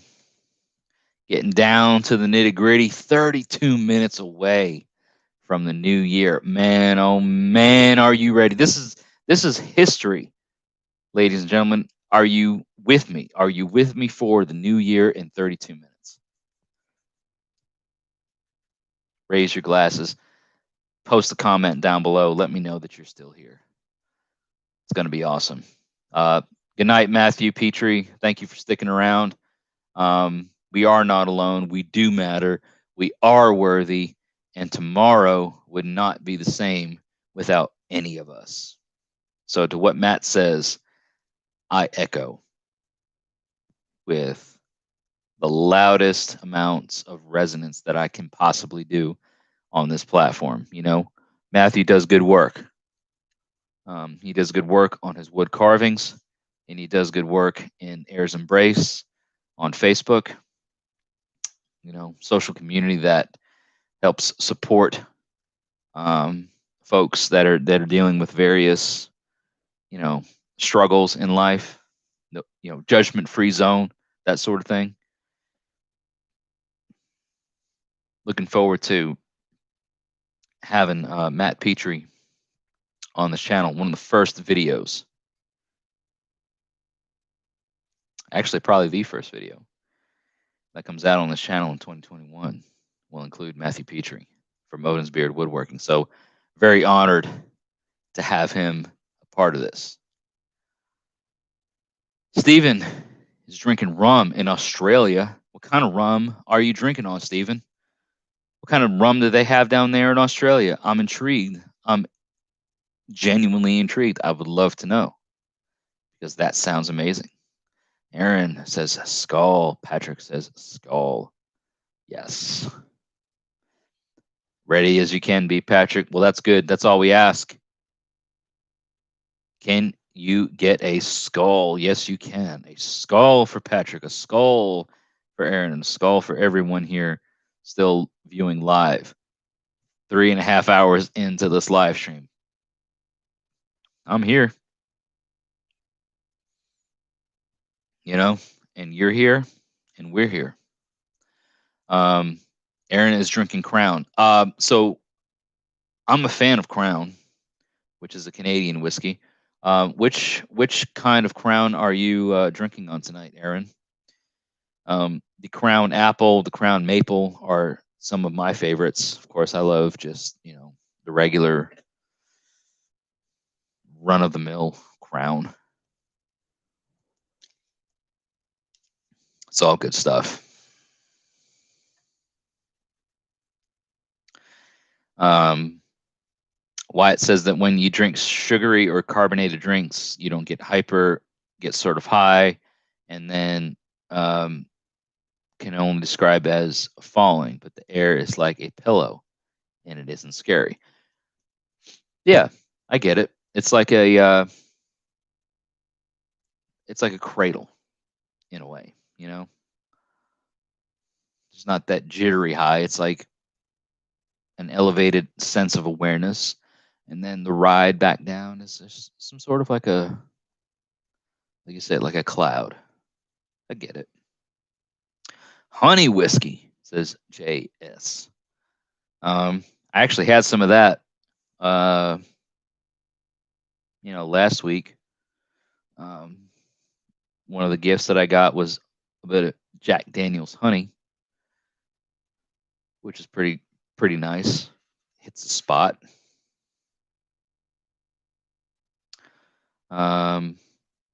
Patrick Walsh says with all saved his night in Crown Vanilla. Man, Crown Vanilla. That Crown Vanilla, Crown Maple, Crown Apple. I tried the Crown Peach. It's very, very sweet. The apple is sweet too, but I don't know. There's something about it that just kind of makes it much more bearable. The Crown Peach is good. It just doesn't hit the same way. It's super, super sweet,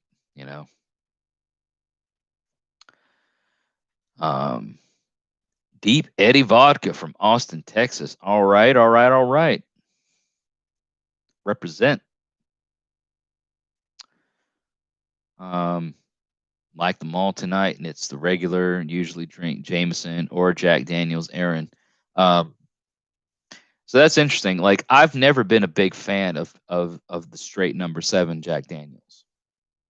I'll mix it in with other things, and kind of make it like a cocktail or whatever. But it's never been just like, man, I just feel like some old number 7. Jameson is sort of the same way, but not as bad.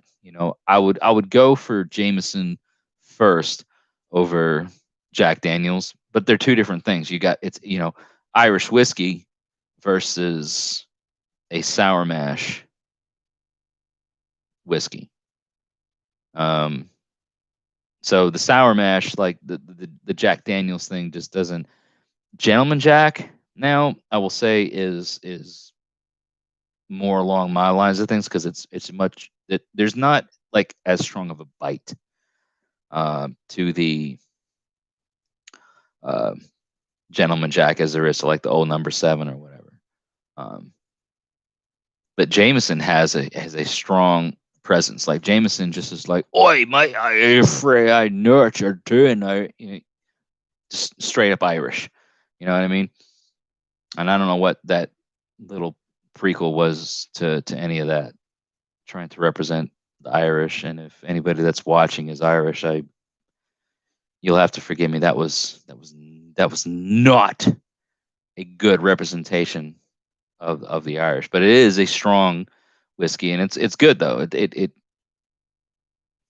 I love Jameson. I would prefer Jameson over Jack Daniels any day. Steven's drinking some Bundaberg rum, extra smooth red. That's interesting. I've not ever heard of that, but it sounds amazing. Russ Ferguson says that we should try Baron Jaeger. I'm not sure what that is. If it does, is it like Jaeger, like the licorice Jägermeister? Does it have any connections to that?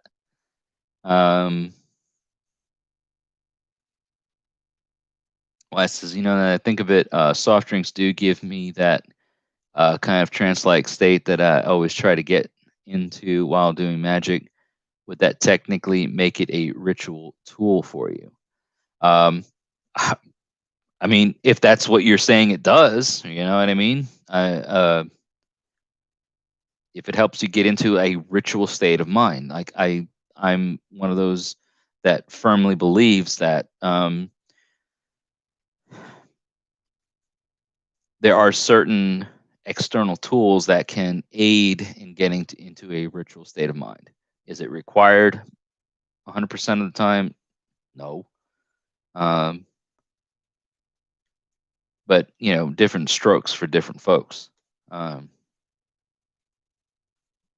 Your reaction to the ingredients in a certain thing may trigger a certain reaction, So if that's your angle, and if that's what you're finding that is able to help you achieve that ritual state of mind, um, then it's certainly viable, you know. Aaron is Irish American. I am also Irish American. I am Irish, Scottish, German, Dutch, Algonquin Nation, Italian. Dutch. I mean, just I'm throw it in a blender and boom, there it is. That's me, right? 43 minutes away from the new year for the central time zone folks here in the live chat. 43 minutes away. We've been going now for over 3.5 hours streaming live. Berenjäger is a honey liqueur. Oh, okay. Huh. Interesting. I've not heard of it. So that was misleading just because of the name, but that sounds interesting. It sounds amazing. Patrick Walsh just says would give anything for an interview with Midgard Musings and Heilung, but the runner-up is Fumendal. Yeah. When you say runner-up, I mean, I'm not like holding people or anybody like in terms of collaborations or interviews. I'm my inbox is open. I've got a couple of videos lined up for the beginning of the year. Definitely want to try to work on more collaborative efforts in 2021 and get more inclusion. I've got something that's probably going to come into the February timeframe of somebody who's pretty well known and highly esteemed resource for historical heathenry. So there'll be some of that coming into the latter half of the January month and into or into February.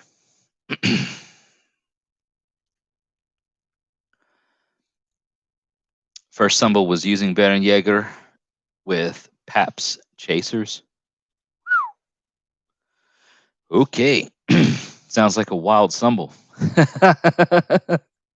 Our symbol has been for my tribe has been strictly with mead. But that sounds crazy. Not in a bad way, by the way.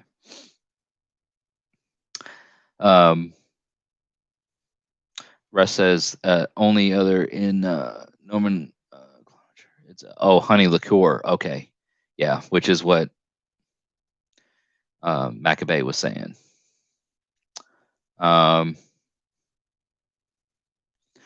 Wyatt says, what would you give to know the truth about everything in existence?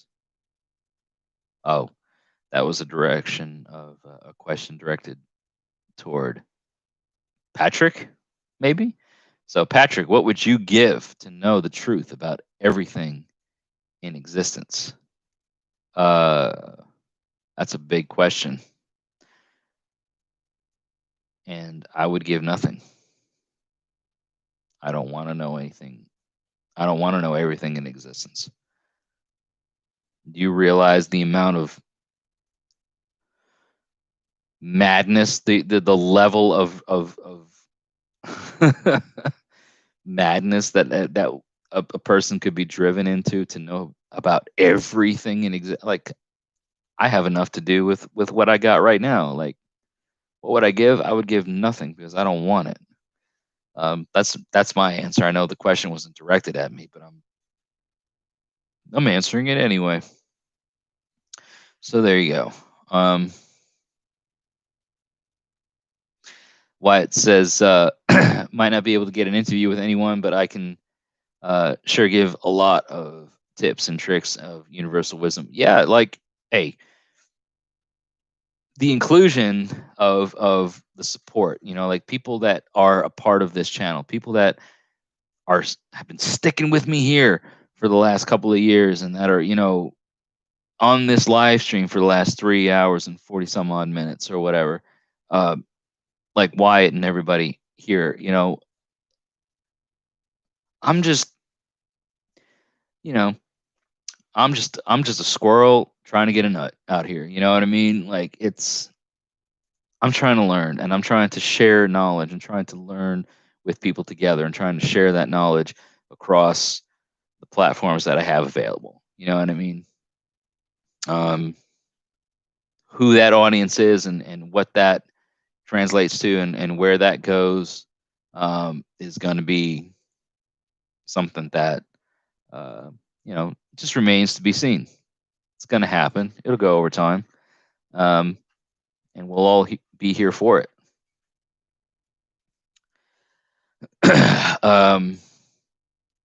Have I played the new Assassin's Creed game yet, Aaron? No, I have not, because I don't have a new gaming console. But for anybody that knows me and who I am, right? I'm all about Assassin's Creed. Like, it's one of my like favoriteest franchises of games.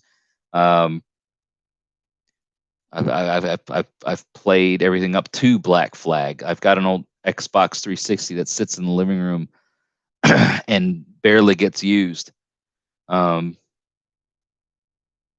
but I haven't even played Odyssey yet because of the whole, like, I'm not the biggest gamer, but the I love Assassin's Creed. So, like, once I get a new gaming system, that'll be probably one of the first things I get. That and the new God of War, or the newest God of War. I've seen the playthrough for that, and I've seen a lot of the stuff that goes into, or that has gone into, Assassin's Creed Valhalla. Um, the consultants that have been brought on board, the music and everything, a lot of good information being shared into an entertainment and gaming system. So, um, definitely, it's on my list. Definitely want to get it.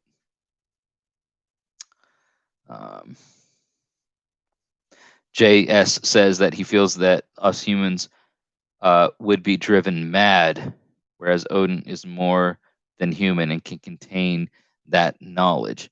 Yeah, the gods are definitely in a different league, the way I see it, than us as humans in the profane.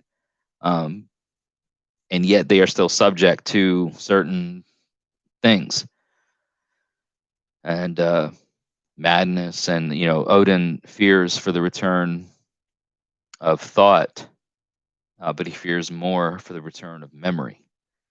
So there's this inherent thing that I see from, like, the poem Grimnismal, um, where that stanza is pulled from, where he fears for the return of Hugin, but he fears more for the return of Munin, memory. It's like there's this connection with the psychological, the psyche, that even the gods are not immune to. Does not want to lose his memory. Does he fears for the fact that he may lose or never see the return of his memory, or those memory aspects of the mind and self. So it's a pretty deep thing to think about. Um, but going into the new year, 14 minutes away. Patrick and I here in the new year countdown in the central time zone.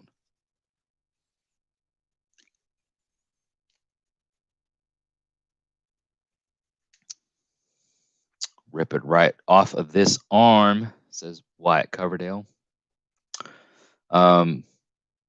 Patrick says, realize that Odin is not to be taken lightly. He is, or he shows what needs to be seen or heard, better or worse. Like a good father, he's there to guide us. It's it's a I just speak from my own experience. You know what I mean? I don't attempt. I don't preach. It's that's not what heathenry is about. I don't sit here and be like, well, no, you're wrong, and this is the way to. Like, no, what I'm saying is that it's Odin is complex, and the nature of Odin as a god is so complex,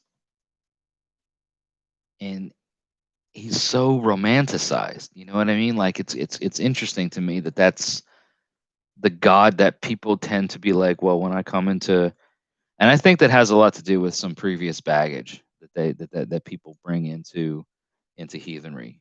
You know, they're looking for the ultimate leader, the number one figure, right? Oh, I don't want to be a monotheist. I want to be a polytheist. And you're still, and then you walk into this thing, or you come into this thing, and you look for the strongest, the most powerful god or whatever the thing, because you're bringing into this polytheistic path the baggage from a monotheistic way, which is there's only one God and there's only one supreme being, and this and that. But like, I don't know, like the complexities of Odin and everything that he's associated with is like, that's not really me. That's not really where I'm going with it. If anything, I'm looking more to the everyman sort of gods. I'm looking to Thor. I'm looking to Freyr. I'm looking to those types of figures that the common folk um, tended to venerate. Because I feel that I fall into that category better. You know, I'm more of the common folk. I fit into that more of a, I do what I can to take care of my people and my own, my inner and nearest and dearest. You know, and the Odin complex, that fits a more of a higher class, nobility class. But as I grow as an individual, as I grow as a person, as I grow as a heathen, different gods strike a different nerve to me. You know what I mean? Odin may not strike the same for me now as he did at one point, or at one point as he does now, and Thor and the Tyr and Balder and even the goddesses. The role of the feminine in heathenry has been something that has been on my mind for a while now. It has been a topic that I want to collaborate with somebody on a specific video. Um, but the role of the feminine specifically, you know, um, Sumbul um, has been for our tribe a very impactful ritual, and one that requires the presence of the feminine in it, not just to be a part of it, but to control it, right? So the goddesses as well, Frigg, Freya, um, some of these more prominent feminine, the Disir, our female ancestors, all that sort of thing. The feminine role in heathenry, I feel, is under appreciated or uh, underwhelming, and I'd like to see that get brought up into the forefront a bit more. Um, Patrick posted 11 minutes, and here we are now. Yes, 11 minutes to the new year. About to hit it off.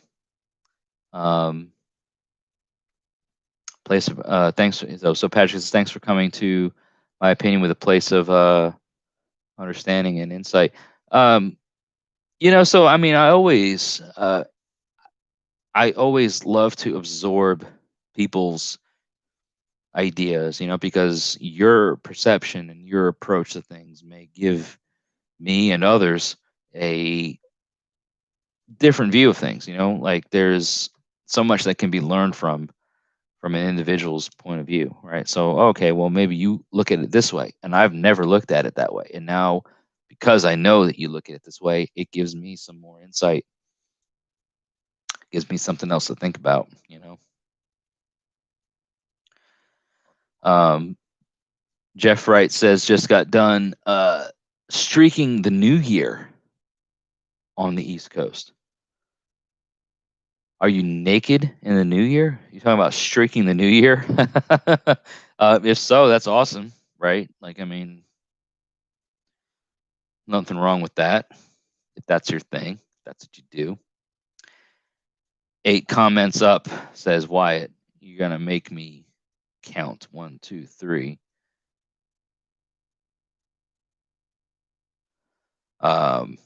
New song video from Wardruna was amazing. Did I see? And then Wyatt's Coverdale. So Patrick, I think I've seen the most recent Wardruna video. Wyatt's comment says right beneath that says, would give everything to have infinite wisdom, knowing in my left hand power in my right. I would become a living deity. I would reach out to the hand of God and rip it off his arm. That's poetic. I'll put it that way. That's poetic. 7 minutes. Less than that, 6.5. Getting down to the wire. Patrick says, sitting in his room. So happy to be in great company. Also awesome, no matter what happens. Thank you, Patrick. You're awesome as well. Thank you for being here. And thank you all for being here. This is one of the longer live streams that I've done here on Midgard Musings, and I'm glad that this has been able to be something to, appear as sort of an impromptu thing. I had the premiere of the video earlier tonight, and then was like, hey, what are we gonna do? It's New Year's. Let's hang out. Let's talk. Let's chat. Let's cut the, what does it say? Chew the fat. Talk about things.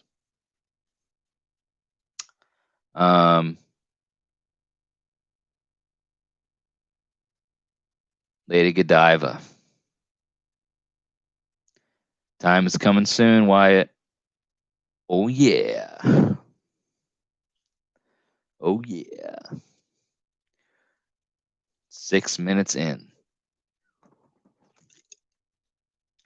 It's like Randy Savage, You ever see those old wrestling say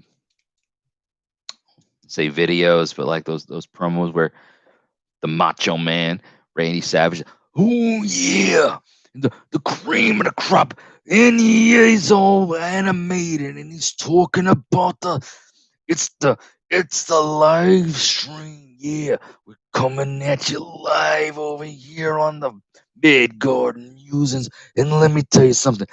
These guys over here on this channel and these guys over here on this channel, they've got nothing, because let me tell you something right now.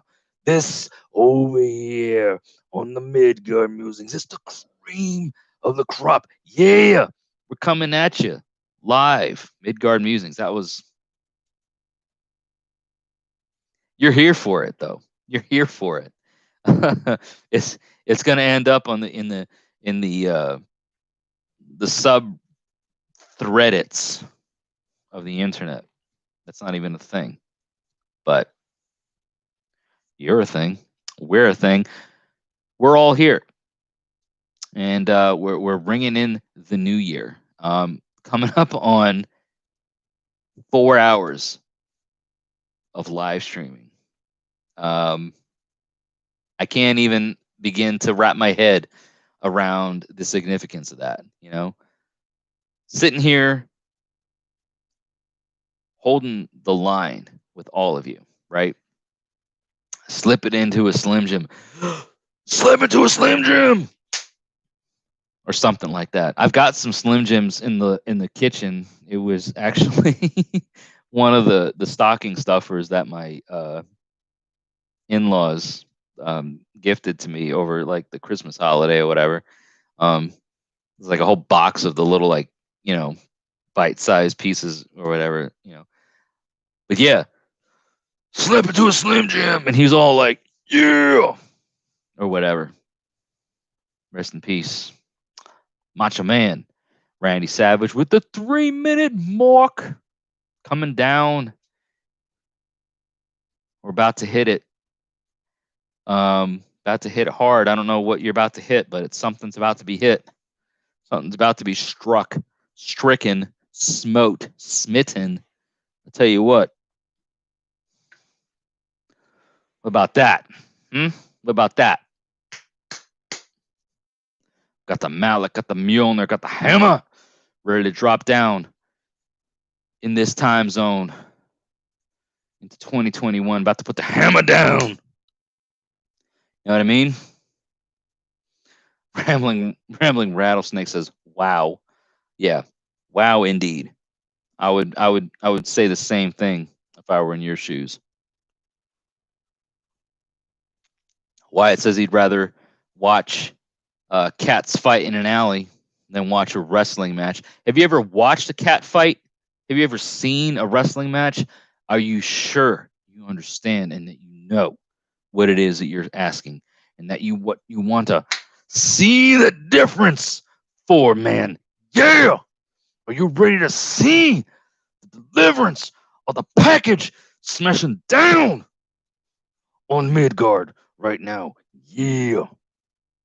I don't know what I'm talking about, ladies and gentlemen. It is 11:58, 53, 54, 55, 57, 8, 9, 1 minute away from 2021, ladies and gentlemen. January 1st, 2021 is fast approaching for me and many of the folks here in the Central Time region. So I want you to pick up something heavy. I want you to pick up something loud. I want you to make some noise right now. Pick up your glass, pick up your kids, throw them against the bed. Don't hurt your kids. I do not advocate any of that, but just make them understand that we are about to get into the middle of the ring. Ladies and gentlemen, we're about to hit it hard. You know what I'm saying? Hitting it hard, hitting it hard. 2021 is coming in 15 seconds. Ladies and gentlemen, raise your glasses, raise your horns. We are here. We are proud. We are heathen. Let's go. Let's raise those glasses. Let's give that countdown in 2021. Woo-hoo-hoo! Happy New Year, Midgard from Midgard Musings. Let's raise those glasses. Man, oh man. Yeah. All kinds of noise going around the world. It is 2021. Happy New Year to all. And to all, a Happy New Year. Ring a ding ding.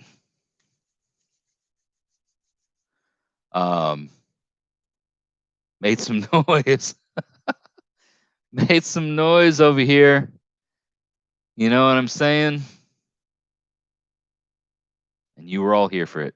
I'm hearing explosions right now. I'm hearing blooms. Boom, boom, boom, boom. People are firing off fireworks in the background, ladies and gentlemen. You're all here. You all saw it. Happy New Year to everybody. You were here on Midgard Musings. 4 hours of live streaming brought you to this point, and you were here for it. So congratulations. Well done. Well done. Fist bump. Fist bump the screen right now. Give me that. Show me some love right there. Boom. You know? We did it. And now what's left? What do we do now?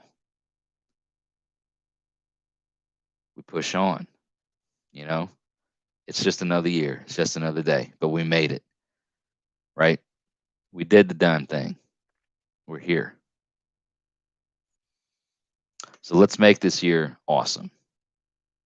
Don't let things in your life control you to the point of defeat.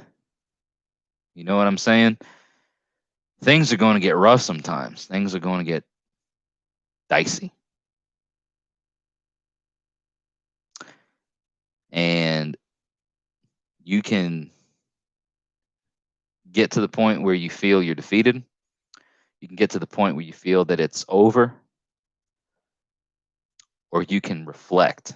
You can say, no, damn it, I made it to this point, and I'm not about to get whooped now.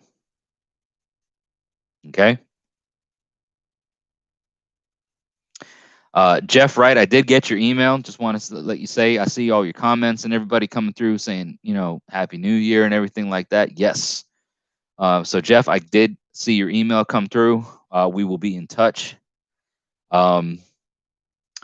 Rambling Rattlesnake is saying, do you think that Tyr would be a god of the working man or of the higher ups? Tyr,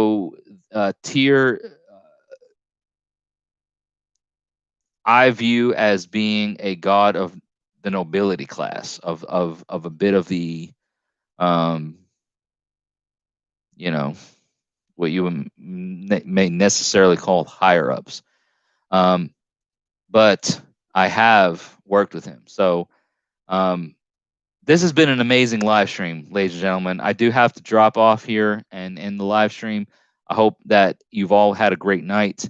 Let me extend to you all my best warm wishes for 2021. Thank you all for staying with me for the last 4 hours. Anybody that has any questions, feel free to send me an email, midgardmusingstn@gmail.com. I will respond to you as quickly as I can. This has been amazing. So thank you all so much for being here. Hail. And I'll see you guys now next time. Bye-bye.